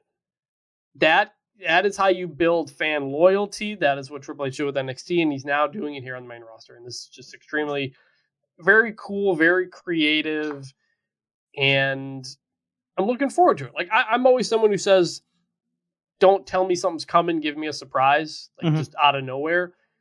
But if you're going to be creative and do it like this, like that works too. Like you like I wouldn't have seen it, but people who were paying attention did see it. if I wasn't doing this podcast, if I may have missed most of it, and then I'd be surprised on Friday. So like, this is just very cool and creative and a different way to do things. And I'm watching SmackDown on Friday. And by the way, this is an example, and I don't mean to contrast something with AEW, but whereas with AEW, they assume that their fans watching TV know everything that happens on the internet and their shows. They're fully involved in the IWC. This is an example of WWE doing the opposite, basically, where they're saying, hey, if you know what's happening on the internet, cool. That's extra credit for you, right? You get a little extra bonus here. But if you don't, well, we still gave you a QR code live on screen. They did the same thing in NXT a couple times. And whatever happens is going to happen on SmackDown on 9/23. Now, we're not necessarily saying that someone's going to return there or it's going to be the finality of the entire thing. We can talk about that in a moment. But there's going to be a follow-up that you need to watch on 9/23/4. You just said SmackDown on Friday is a show you now have to watch live. I watch every SmackDown live, right? I can't watch this one live. So I have a prior engagement. I have to tape the show. I'm screwed. So the phone will be shut off during the entirety of SmackDown until I get home and can put it on the television. Folks, with the Twitter account, I love tweeting during the shows. You're not going to get it during SmackDown. I'm sorry. I'm not going to be able to do it. So yeah, it sucks. It could be a momentous moment. Obviously a moment would be momentous. It could be a significant moment in WWE storytelling. I will not be there to witness it live. It's very unfortunate. Before we move off this, I mentioned Karrion Kross. I mentioned Bray Wyatt. There are two other ways this could go, and I'm kind of just like spitballing to give people other options here. One very random thought I had is Charlotte Flair. It would just be an absolute total swerve, but other than there being a queen in Alice in Wonderland, there's really no other connection for her. The other is perhaps some kind of combination of Wyatt and Kross. Back during the Fiend era with the Firefly Funhouse, Wyatt wanted each of the characters to represent someone in WWE and actually be them. Like someone would be the incarnation of Ramblin' Rabbit, for example, and so on and so forth. The boss was obviously Vince McMahon. But this could be Kross as the rabbit whose strings are being pulled by Wyatt. Now, that's a little far-fetched to me because Kross has, like I said, been booked so strong on his own already, and he already has Scarlett in his corner. But it is something that crossed my mind, no pun intended, thinking on this. Wyatt, let's not forget, still has the long-term history with Reigns that could play into the entire thing. Either way, no matter what happens on Friday, I do hope the final reveal is not Friday. It seems a little rushed to do it in a 4-day span and then wait a couple days and then just give it all away on SmackDown. Think about how long we had those Firefly Funhouse teases and vignettes before Bray Wyatt returned. And then later, we actually got The Fiend. The season premiere of SmackDown, it's 2 weeks past Friday. That, to me, would be the perfect time to do the final unveiling, or perhaps even at Extreme Rules.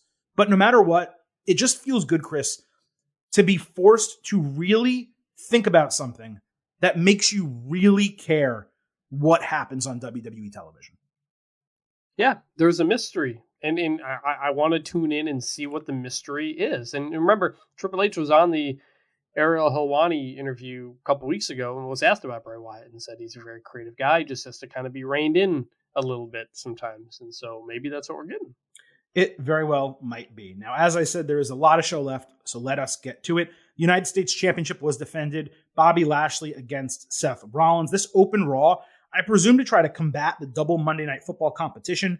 On that note, I think I mentioned it briefly earlier. It's going to be a win for WWE if Raw doesn't have like a record low rating this week because they went up against two Monday Night Football games simultaneously. And that, by the way, is something that's going to happen 3 times next year. So really tough. I thought it was terrible, by the way, what the NFL did. Like, it wasn't enjoyable as a viewer to have 2 games on simultaneously in prime time. It didn't work. So I hope someone smartens up. But when there's money to be made, games get scheduled around, and you and I both have experienced that plenty with college football. Anyway, Lashley literally halted a stomp attempt by holding his upper body and neck in like a push-up posture. I thought it was brilliant. Just a great spot early in the match. Rollins worked an injured bicep, and Lashley got thrown into the corner. That's how he first developed the injury. Rollins hit 2 tope suicidas, but the second one had a rough landing. Rollins then got helicoptered into the post. Lashley hit a dominator afterward, but Rollins came back with a buckle bomb, frog splash, crossface. Lashley eventually broke the crossface with his strength. Lashley got a running power slam. Rollins countered a spear directly into a pedigree for a near fall. Good false finish. Lashley avoided his Phoenix splash and a stomp to catch Rollins with a hurt lock. Rollins tried rolling Lashley over for a fall, but he kept the lock in. The referee ended up getting trampled by them. That let Rollins do a mule kick blow behind in Lashley's balls. Suddenly, Matt Riddle ran down, given the dirty tricks. He distracted Rollins, and that let Lashley hit a spear for the title retention in 20 minutes to open the show. So since you can't have Rollins be pursuing the undisputed title and simultaneously losing clean to Lashley, this to me was the perfect booking. I appreciated that they stayed away from the disqualification and they didn't have Riddle run down just randomly. They waited for Rollins to cheat and Riddle said, you know what? That's enough. I can't let that stand. That is good babyface shit. Even when Riddle did run down, he didn't interfere. He never touched the ring apron. He didn't jump on top of it. He didn't hit Rollins. He just was there enough to distract him. So I thought it was good. It wasn't a notably great match, but it was very entertaining. I did think the commercial breaks hindered the momentum, but that happens with every long television match. Definitely the spot where Bobby Lashley is too strong to take the curb stomp was brilliant. Mm-hmm. And frankly, I was like, oh man, this should have been saved for like a title match. It really should have been. The end of a match. Yeah. Like that's an iconic moment Yeah. right there. And like we got it on the Raw just because, but it was very, very good. Match was fun. I was fine with the finish in the moment. This was the first match of the show. We are going to get into it. There were a lot of distraction finishes on this episode of Raw, especially from the baby faces, which I think I will complain about later, but it was fine at the moment for this one. Yeah, I have a specific criticism about the match booking on Raw. I think there were not many, was it 4 matches on the entire show? Or maybe 5, but I'm saving that criticism for the end. If you get to it before me, that's fine, but I am saving that. We will get there. Really quick before we move on, it really does feel to me, Chris, like Lashley's in the midst of what could become like an all-time United States Championship run in WWE. Now, I'm not necessarily saying number 1 greatest of all time, but maybe one of the top 3 or 4 that we've seen. I mean, he's going over people strong. He looks great with the title. He's dominant. They clearly love him. The fans are huge Bobby Lashley marks at this point. It just feels like something kind of special is happening with Lashley. It does. And the fact that he hasn't really been in any specific feuds for a while now. He's just kind of having matches, but people are into it. So that's true. He hasn't had like a long-term feud specifically for the title. He's just been in kind matches. Of the Austin Theory was kind of the last feud he had. He hasn't really done anything since. Yeah, no, it's a really good point. We had Riddle and Rey Mysterio scheduled for a match against Judgment Day. Riddle joked backstage about Dominic Mysterio looking like the goth kids on South Park, which, if you guys have seen that show, what a fantastic freaking reference that was. Obviously, the reference that Riddle would make would be South Park, but still, great reference. Very, very funny. He also said he wanted to help Rey get revenge on Judgment Day. Rey later said he wished he knew Dom carried all this resentment, so he could have settled this long ago. Rhea Ripley started a promo in the ring calling Dom a man. Finn Balor said he's a brave man for standing up to his father. Damian Priest put him over for fighting his own battles. Ripley said Poppy is proud of him and then stroked his hair, which was funny. All of a sudden, boos just rained down from the fans as soon as Dominic touched the mic. Freaking haters. They are jealous that this guy is with Ripley right now. Dom said he had finally found a family in Judgment Day, and then Balor had them pose for a family portrait. I didn't actually see the picture. I hope it did get posted somewhere because I'm sure that's a great picture. So we had the match. Balor got booed trying 3 amigos. Riddle got his normal hot tag. With the referee distracted, Ripley grabbed Riddle by the hair and hit a backdrop at ringside. Riddle caught Priest with a weak bro to sleep. Rey also got a solid hot tag. Riddle hit Priest with a PK and a springboard floating bro outside. Rey nailed Balor with the 619, but as he went for the frog splash, Ripley distracted. Rollins attacked Riddle outside. Rey chased him off with a chair. Dom got on his knees, daring his dad to hit him with the chair. The referee just decided to not count these guys out, even though they were outside the ring for like 45 seconds, and all of Judgment Day was inside the ring. It should have been a count out. Whatever, we can get away from that. Rey, of course, did not hit his son with a chair. Instead, he went inside and immediately got caught with a sling blade, choke slam, and coup de grace for the loss. This was a nice match from a storyline standpoint. The promo beforehand was maybe the best Judgment Day has been together to this point. It's all starting to fuse together and become natural. They played the crowd like a fiddle to get more heat on Dom. For me, this is Judgment Day finally working. Not just with this. There was a backstage segment later. There was even a promo that they cut on Raw Talk that was hysterical. You should go watch that.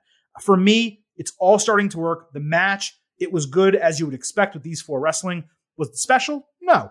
But it was very entertaining television.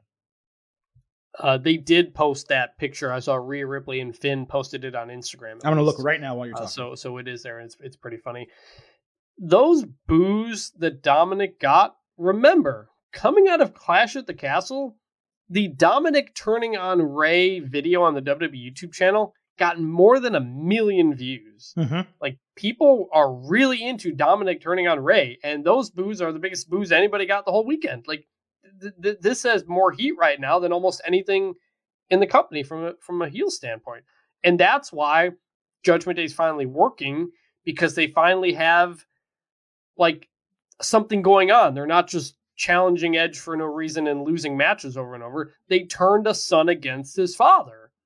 There you go. That's the story. That's something that people can connect to and get hooked on. And I said it every week, but these guys seem to be just having a lot of fun together, and it comes across on the screen, and I think they are enjoying. Dominic was smiling when he took the mic and they were booing him so much. He couldn't help but pop for how much heel heat he has right now, and I think they all realize that and are having fun with it. So this is definitely a good. It's just, it's completely working. And I did, by the way, find the picture. I just tweeted it. So if anyone doesn't know what we're talking about, you can check our Twitter, and it is up there for you. Very, very fun. So Riddle and Rollins brawled backstage later. All their antagonism and aggression kind of coming to a head. All of a sudden, like 24 officials and security guards separated them. As they were being held back, Rollins accepted the rematch challenge, saying anytime, anywhere. Riddle screamed Extreme Rules inside the fight pit. Judgment Day also celebrated later with Dom saying he wanted to join Priest for one of those infamous parties that he throws. Priest said he's ready to take out Riddle next week. That match is scheduled to Priest and Riddle. And then, as Judgment Day is about to leave the arena, Balor sees something out of the corner of his eye. He tells the group, I want to handle this on my own. Balor walks up and sees AJ Styles on the phone. He asked why Styles has been ignoring him. Styles said that's because Balor turned his back on him and joined the Judgment Day. Balor clarified, he said, I did join the Judgment Day, but I never turned my back on you. He said he wanted no part of it. Styles did. Balor said he was looking for a friend, but Styles was clearly looking for a fight. Balor then got in his face, but he backed off, hugged him, threw up too sweet, and said the offer still stands. Honestly, Chris, I'm not sure what Triple H is trying to do to me, but this is too much good shit all at once. The fucking fight pit is back, and it's on the main roster. Balor and Styles are beginning a feud. This is outstanding. This is hitting me right in the feel spot. Balor, Styles, I don't need to explain it, but holy shit, has Balor been revitalized by Judgment Day. For those who don't know, Fight Pit, it's a reimagining of the Lion's Den match. It was thought to be Riddle's gimmick. In NXT, it actually turned into Timothy Thatcher's gimmick once Riddle left. He had a second match. But it looks like it's now reverted back to Riddle, and for good reason, because this guy actually has an MMA background, and of course, Thatcher is also out of the company. Be sure to go watch both of those matches. I should also note, before Raw on Monday night, Ken Shamrock, who, of course, with Steve Blackman, I think they both had Lions Den matches, he pointed out, he's like, WWE has been great recently. I don't have the exact tweet, but, I'm excited to watch it again. So it kind of makes me think maybe there's going to be a Ken Shamrock involvement as a special guest referee or just someone who was interviewed about it. I don't know, but that element is possibly there. Obviously, Triple H wrestled with him. Anyway, Triple H loves NXT so much. He called up 2 matches to the main roster this week. It's amazing. All of this was good. Not just the booking and all that, but the stuff that we got backstage, the promos, very good stuff. Ken Shamrock tweeted Monday midday, some interesting things going on in the WWE lately. Very excited to see what this new era brings. Hoping to see some attitude, fire emoji. And then after the announcement, someone said perfect match to bring Ken Shamrock back as a special guest referee. And Ken Shamrock said couldn't agree more. Okay. Oh, I actually didn't even see that. That's cool. Okay. Yeah. So Awesome. I had not seen the NXT Fight Pit. I actually looked it up and I see, it's like a square version of the old Lions Den match. But I guess if you're not playing, if you're not doing the show SummerSlam 98 at Madison Square Garden and you can just do the Fight Pit in another part of Madison Square Garden, this is the way to kind of do it, which is wild to think back and look. I don't know if that old Lions Den match was pre-taped or what, but it's like in like the theater part of MSG, but they went to it like in the middle of the show. I watched that pay-per-view, but yeah, I like it. Now this is an example of pulling up a match that calls for it, and it's not a themed pay-per-view. Exactly. So that's awesome. Like it makes sense to elevate to this point. And they're like, there's no ropes. There's no, like, it's just cage around a ring, So, and it's not a boring steel cage match where you can escape it. And it's not Hell in a Cell, which we've seen a million times. It's fresh and different. And there was a referee walking up or at least the old one, Lions Den, the referee was up top. Yeah, there's scaffolding. Yeah, it looks like NXT, the ref might have been down on the ring. But either way, the referee doesn't involve himself much. So have you not seen these matches, these Fight Pit matches? Not the NXT ones, no. All right, you have homework. You need to watch those matches. They're both I've fantastic. got images of them up in my screen right now. I can't believe you haven't seen those. That is so.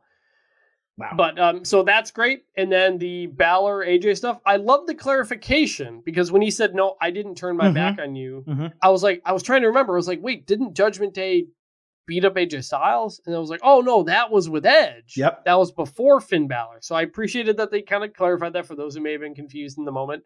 And Finn, that was incredible from Finn, just the charisma and the personality that he showed there. Absolutely. Like that's the leader and founder of Bullet Club heel Finn Balor that we don't often get. And that, I just find it really captivating. And I said last week, I think, I don't know why Judgment Day keeps asking people to join or why they would want to join considering they keep losing. But if you just make it like, hey, we're just a bunch of dudes having fun. You want to come join the Judgment Day? Like, well, we're a family. We're more dominant together. Yeah. We have each other's backs. Yeah, that works. That starts to work for me. So I'm very intrigued by all of this. And obviously Finn gave the too sweet and everything. So we'll see. How do you like that, huh? That was not the sound drop I thought I was going for. I was actually going for this one. I like it. I like it a lot. I'm going to need to rename some of these. But yes, Prison Finn, this new incarnation of him is great. By the way, shout out to Brian at BRYEN64 on Twitter, who straight up called the Fight Pit last week. I told him, I replied to his tweet. I said, it's going to be tough to execute on a main roster show because the build for NXT back in the day during the pandemic, I think they built it, they pre-taped the match, they inserted it into the show. I didn't know or didn't think WWE would be able to do it on a live show. He absolutely nailed the prediction. That was a good one, yeah. And that was the right sound drop this time. Let's keep going here. We had New Day versus Hit Row versus Imperium versus the Brawling Brutes for a #1 contendership for the undisputed WWE Tag Team Championships. Before we get to the match, I want to discuss the booking decision. WWE last week, Chris, announced a repeat #1 contendership match from Raw. The one Braun Strowman made a no contest. That happened 2 weeks ago. Well, I thought that was a fair booking to just restart the match because Strowman interfered. As I said at the time, it made no sense that the two heel teams were non-starters as potential contenders, while the Street Profits and New Day had already been eliminated as kayfabe contenders. Plus, I said it was absurd that New Day was in the match at all, given the Viking Raiders beat them clean in the Viking Rules match. Well, wouldn't you know it? Friday comes around and the match is completely changed. Profits, Alpha Academy, Los Lotharios are out with Hit Row, Imperium, and the Brutes in. Exactly as it should have been. I was ready to remain critical about New Day, but Cole explained that Eric of the Viking Raiders is out indefinitely with a foot injury, so they couldn't compete. If that is true, which I assume it is, now it makes all the sense in the world why they aren't in the match and why New Day was. And if it's legitimate, which I have to believe it is, these guys have the absolute worst luck. Someone gets hurt every single time they're in the middle of a push. Anyway, I was so pleased to see this change. It was annoying that a couple things planned for SmackDown didn't happen as advertised. There was supposed to be Sammy Awards. Zayn was going to do something. This match obviously got changed. It's always annoying when plans are changed after they're promoted, but positive adjustments are positive adjustments. And this was a necessary move. I agree. Okay. So going to the match. The Brutes finally had matching gear. Top Dollar teased a tope again. Xavier Woods then hit Giovanni Vinci with a bro kick before doing a tope con hero himself. Kofi Kingston followed with one off Top Dollar's back. Ridge Holland hit a great double underhook overhead suplex on Vinci. Imperium did a double sliding dropkick on Kofi. Woods hit the honor roll into a clothesline only to catch Butch and Ashante Adonis for a double DDT. Then he turned a fireman's carry into a Falcon Arrow, which I thought was a really inventive spot. Butch got a hot tag. Then Top Dollar got Kofi and Butch on his shoulders before catching Woods for a triple slam that was extraordinary. And it got kind of a disappointing pop from the crowd. Holland then caught him with a seriously insane Alabama slam on Top Dollar. This guy's like 400 pounds, wild. Kofi tagged in for a tope suicida on Top Dollar as Kofi hit Adonis with an inverted Falcon Arrow. Kofi then flew for a between-the-legs splash, broken fall. Imperium combined for a spinebuster driving knee and Imperial Bomb, but Holland blind tagged and covered Kofi for the 1-2-3. Wow. Seriously, what a freaking match. What a tag team match. Emphasis on the tag, because that's what made this so great. The wrestling was top-notch. Woods was the clear MVP of the entire thing. Top Dollar was a close number 2. Hit Row had their best showing. They reminded me what they really can do. As I said, Top Dollar straight up beasted in this match. I take back my criticism from 2 weeks ago where I said, hey, they're nothing more than a lower tag team. They're not really going to get over. It can work. It definitely can work. New Day was exceptional with multiple teased finishes at the end. Like I said, it almost angered me because of what I said before. They really shouldn't be fighting the Usos again. And I thought that's what they were going to do. Yet the exact right team won in the Brawling Brutes. The most legitimate threats in the match that were baby faces going up against a heel team in the Usos. No doubter of a good. I went 4.25 stars and an A. I thought it was an exceptional wrestling match. Tremendous match. Loved it. Loved the finish. Loved the team that won. Bunch of good spots. This was the main event of SmackDown, right? It was deservingly so. Yeah, and deservingly so. So that was awesome. Some stuff before the match. As Hit Row were coming out, I realized like they haven't really told us who Hit Row are yet. Like they come out and rap, but you can't really connect to that. So I feel like I know they had some vignettes, but like there's not.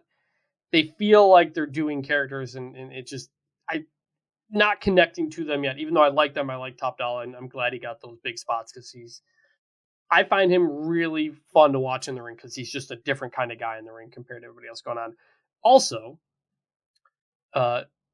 New Day came out dressed as Thor and Loki, and Corey Graves said Loki. He said he thinks he was dressed up as Loki, or people are going to get mad if I get that wrong. Mm-hmm. And I couldn't help but think that when we had our conversation about All Out in the post show, because what's her name was Jade Cargill dressed up as She-Hulk, right?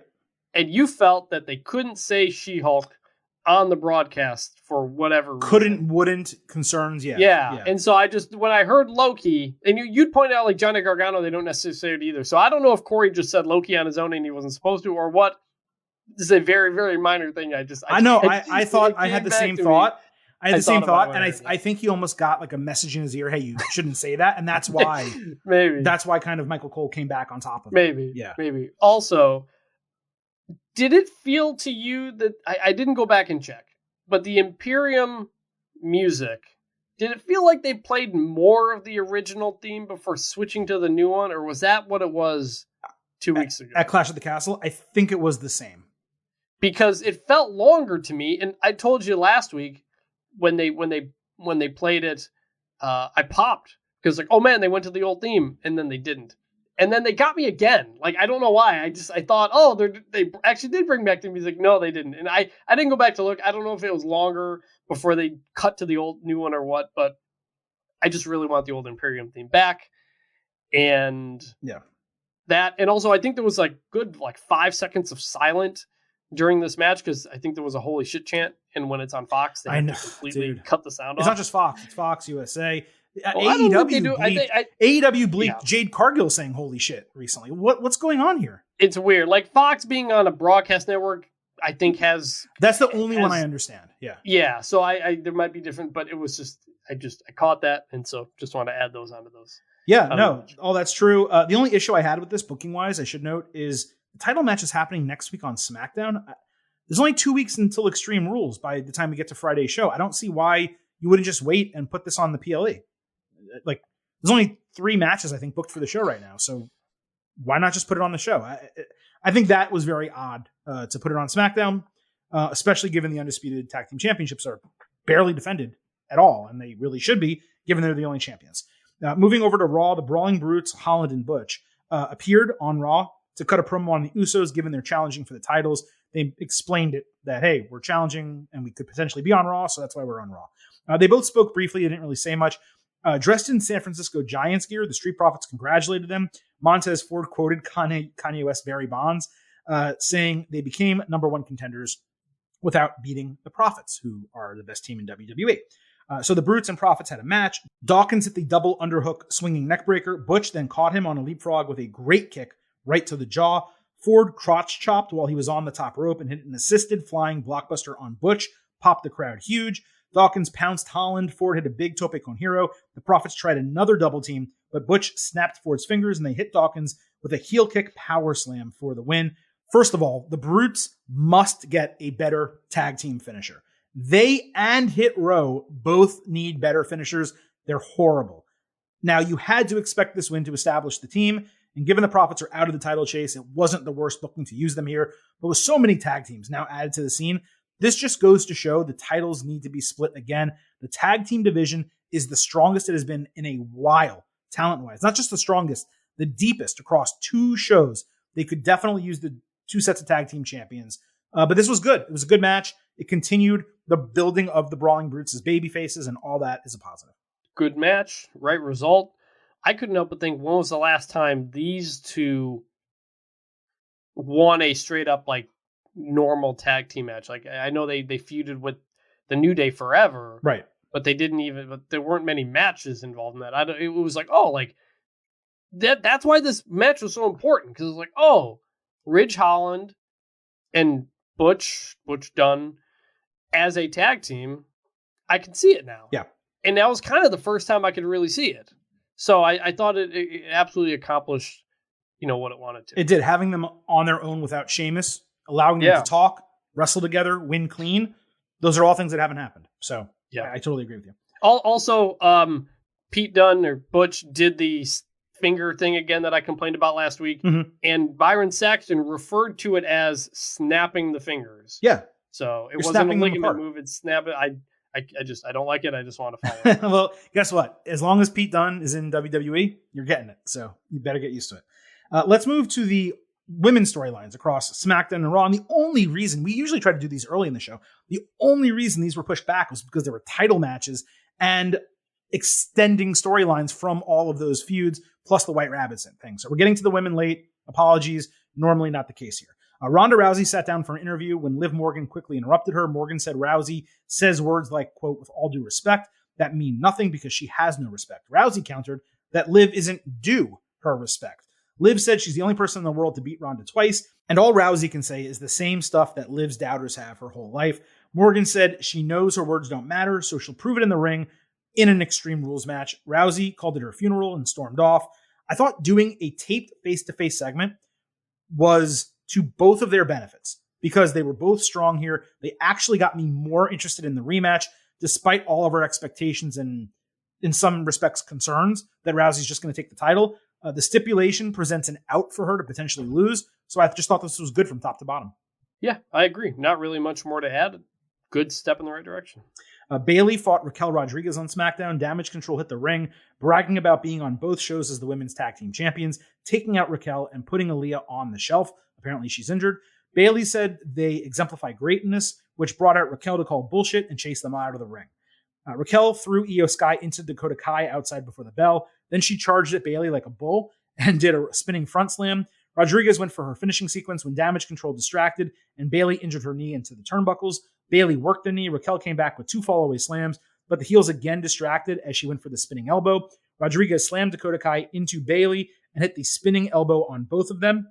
But Io raked her eyes when she went for the Tejana Bomb, and Bayley hit Rose Plant for the win in 6+ minutes. The heels attacked after the bell, with Shotzi making the save in a babyface turn. So this is what it needed to be. Bayley had to win as Bianca Belair's #1 contender. Raquel was a good opponent because she's booked strong and not in the middle of a push, so it was okay for her to lose. Plus, she got an obviously excused loss with a 3-on-1 disadvantage, and shifting Shotzi back babyface is the right move. I actually thought she did fine as a heel, but she was hardly on TV, so we never really got to enjoy it. She's definitely a more natural face, and she's going to excel in that role. The only thing I'd have liked is a couple more minutes of action, because Bayley and Raquel are both important wrestlers. It was the only women's match on the show. Why, if it's going to be 6+, why can't you give us 8, 9, 10 minutes? It doesn't really make sense to me, but I did think it was good all around. Yes, this was good. I have a larger point about Damage Control, but I'll wait till the main event segment of Raw to get to it. All right, yeah, we'll keep going over to Raw. Damage Control arrived in a limo for a championship celebration. Bayley drove her team out in a golf cart to massive pyros, streamers, and balloons. She got a great ovation being a local product from San Jose. Dakota Kai said Bianca Belair has been phoning it in, and Alexa Bliss acts like she got a lobotomy in therapy. They and Asuka interrupted to teach them respect.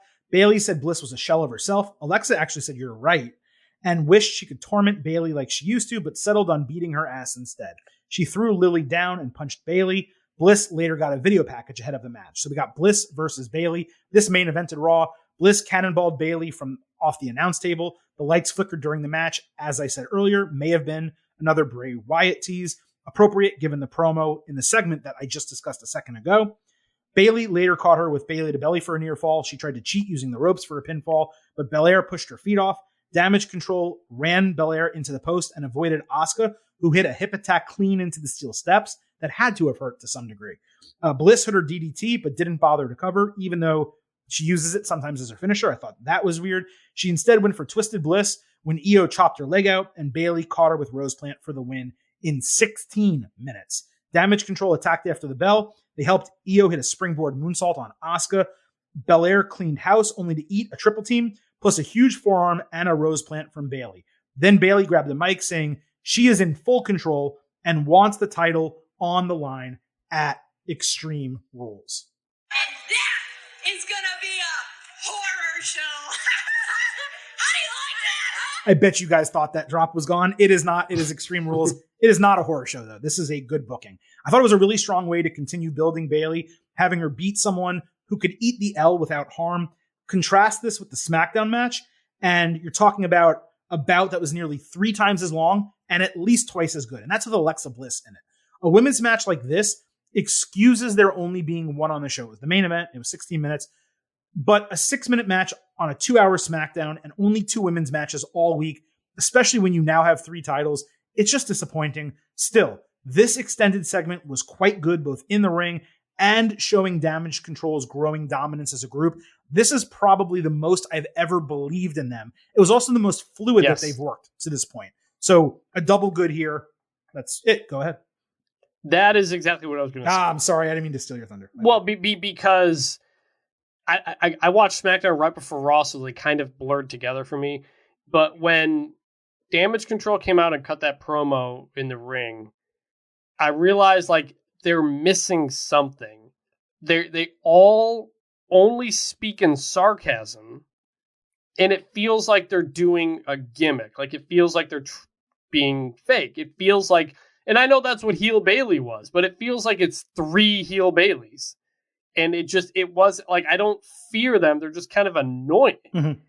And so with the way Raw ended and Bayley getting a lot more serious and the 2 of them beating somebody down and acting tough, that was it. Mm-hmm. I was like, that's it. That's what Damage Control needed right there. Exactly. That's what they were missing. And to your point right there, now it feels like they feel more just legitimate, a group to fear, powerful, what have you.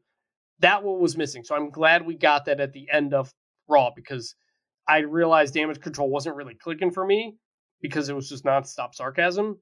which is often a problem with all WWE heels. That's all Seth Rollins is a lot. And so I'm glad they added to it at the end of Raw. Yeah, not much more needs to be said. You absolutely nailed it there. Kevin Owens had a match scheduled with Austin Theory. After attacking KO before the bell, Theory took a beating for a while. Theory countered a stunner. KO climbed to the top rope as fans chanted, "Who's your daddy?" at Theory. Owens stopped climbing and yelled, "I'm his daddy," which I thought was really funny. Great moment with the crowd. And by the way, San Jose, good crowd. And I forgot where SmackDown was, but both shows, Raw and SmackDown, very good crowds this week. I forgot to give them credit. Owens missed a jump springboard moonsault. Theory came back with a great rolling blockbuster and knee backbreaker for a few near falls. When Johnny Gargano entered ringside and grabbed the Money in the Bank briefcase off the apron just as Theory was about to grab it and use it. Distracted, Theory ate a running cannonball and a pop-up powerbomb as Owens won in 13 minutes. After the bell, Gargano dropped the briefcase straight onto Theory's crotch. Another solid Raw match. At first, I was going to criticize using Gargano to soften Theory's loss, but then I saw the replay with Theory going for the briefcase, so it did make sense. Like with Lashley and Rollins earlier, the babyface that came down didn't interfere until the heel cheated or was going to cheat. This match, though, it did feel a bit repetitive. Hopefully, this is the end of the short KO feud with Theory. It seems like it potentially is. And the wrestling was also strong here. I told you guys I'm not grading every match anymore on TV, but this was 3.75 stars B+. It was really, really good. Yeah, very good match. Again, the finish makes sense. You don't want to necessarily give a loss to either of them. But this was, again, the second, I think, part on the show where the faces kind of interfere to win. And look, I know it's not directly distraction interference. It's preventing the heel from cheating to win. But it felt repetitive on the same show. And I was kind of surprised that happened. It did. Well, that's what I was going to say. The wrestling on Raw was actually really strong on Monday. I think the shortest match was this one at 13 minutes. But every single match on Raw ended with either a distraction or an interference finish. All of them. Yeah. And it's okay if you do that for 2 matches. But 4 or 5 in one show, you got to give us some more variety in finishes. That can't happen every week. Yes, okay. I agree. That's kind of an old thing that would happen under WWE sometimes, or under Vince sometimes. Very like, wait, did they not? And AEW currently has this problem too, which is very like, wait, every match is ending the same. How did you not see this ahead of time? Yeah, you're right. It does happen with AEW. It did happen in the Attitude Era all the time. Very reminiscent of that. Later backstage, Alpha Academy confronted Gargano, saying Theory had strength in numbers because they had his back. Owens stepped up to get Gargano's back, and Chad Gable made a tag team challenge for next week. KO was thrilled because Raw is in Canada next week, Edmonton. Gable tried to switch it to Minnesota in 2 weeks, which is, I think, where he's from. But Gargano shooshed him to end the segment. I thought it was just good, fun stuff here. By the way, Owens and Gargano, they actually used to be a tag team briefly on the Independents called Panda Express back in the day. So they should have some good chemistry here. I'm expecting a really good match next week. Yeah, I really liked the segment. I like that Chad Gable basically came back and stood up to Gargano after losing to him a couple weeks ago or whatever. Like he came across strong in making this challenge, and I'm excited for the match. So yeah, it was fun. Now, this is adjacent to Alpha Academy. It actually happened before, but look, Kevin Owens and Johnny Gargano and Austin Theory are more important than what we got here, which was Max and Maxine Dupree introduced the Maximum Male Models Back to School collection. If you remember last week, I played the unaired promo where Max paused before saying night and then dropped a yeah. Well, he teased his old gimmick again here by pausing when he realized that Anaheim was extremely close to LA. The models came out in hysterical school gear, I have to say. Only for Strowman, his music to hit, they pause like out of a cartoon. They look at the camera with their eyes wide, scared because they hear his music. And he literally runs through the middle of both of them and just destroys them. He then powerbombed Mansoor when Alpha Academy's music hit. Chad Gable walked out.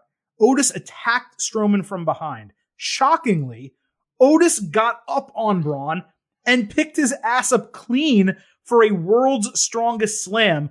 They left the ring before Braun sat up Undertaker style, screaming at both guys. Chris, I loved this. From the LA Knight tease to the short back to school deal, to Strowman double pouncing the models, to Otis actually getting over on Braun. Every single part of this was booked perfectly. Plus, now next week, or this week, we're getting Strowman versus Otis with Braun, I'm sure, going over. And that's A-okay. Consider me sports entertained, and I'm enjoying what they're doing with Knight. I just hope it doesn't result in MMM going away, because they are really working as a low card group right now. Protect the models at all costs. Good. Completely agree. This whole thing was, a lot happened in like what was a low card segment turned into kind of a mid card segment. Like that was very cool how it all flowed together. And I don't know if you caught this, but Michael Cole said when they put up the match graphic for Strowman versus Otis, he said, you're going to have to reinforce the ring. Yeah, really? That's amazing. Yes. So absolutely going to have to reinforce the ring post next week because the meat's going to be flying. Reinforce the ring post. The meat's going to be flying tonight, gentlemen. I still miss Samoa Joe in WWE, but yes, they will need to reinforce the ring post, and there will absolutely be on Friday night. Let's not get it twisted. I'm finding it.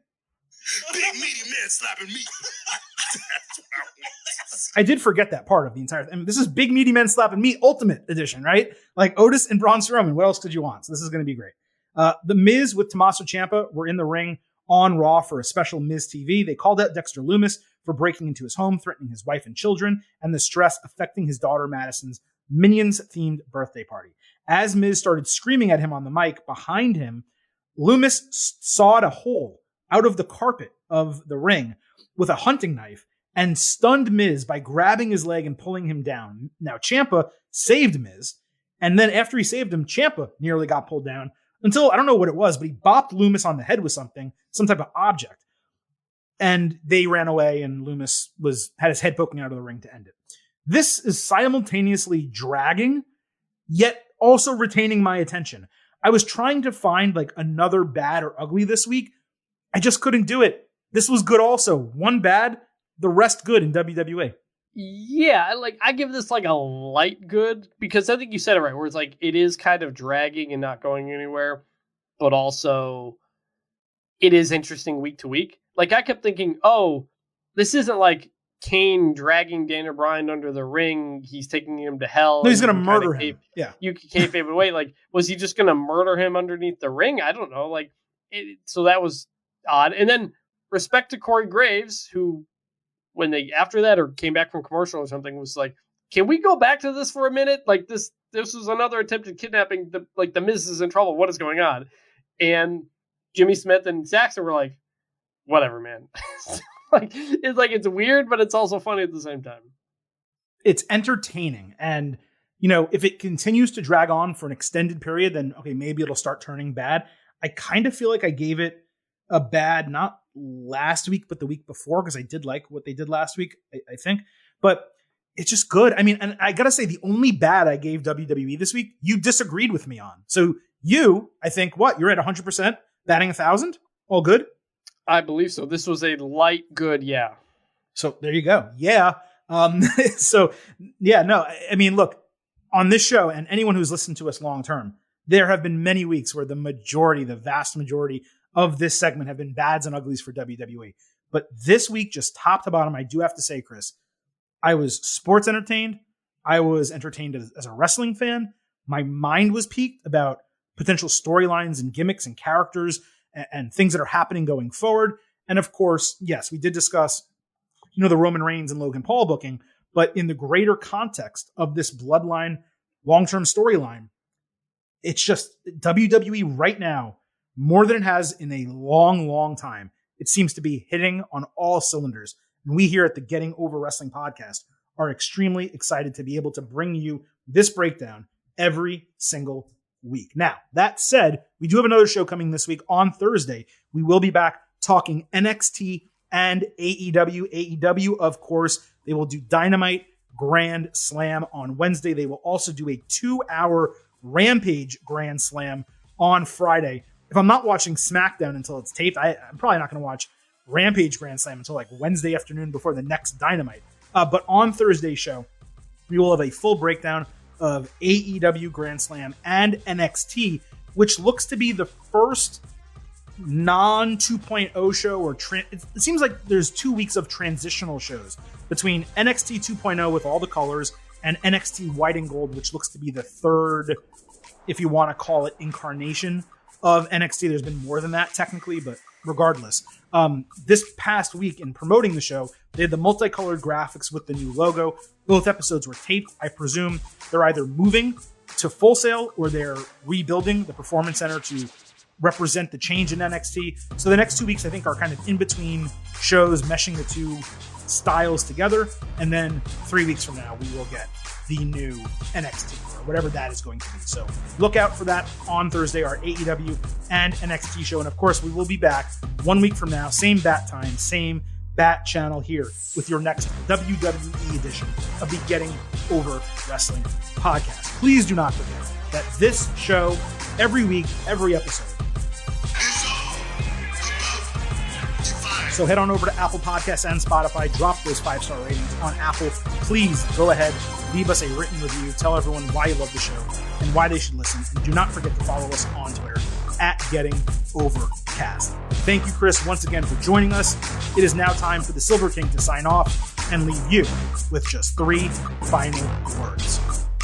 Bye for now.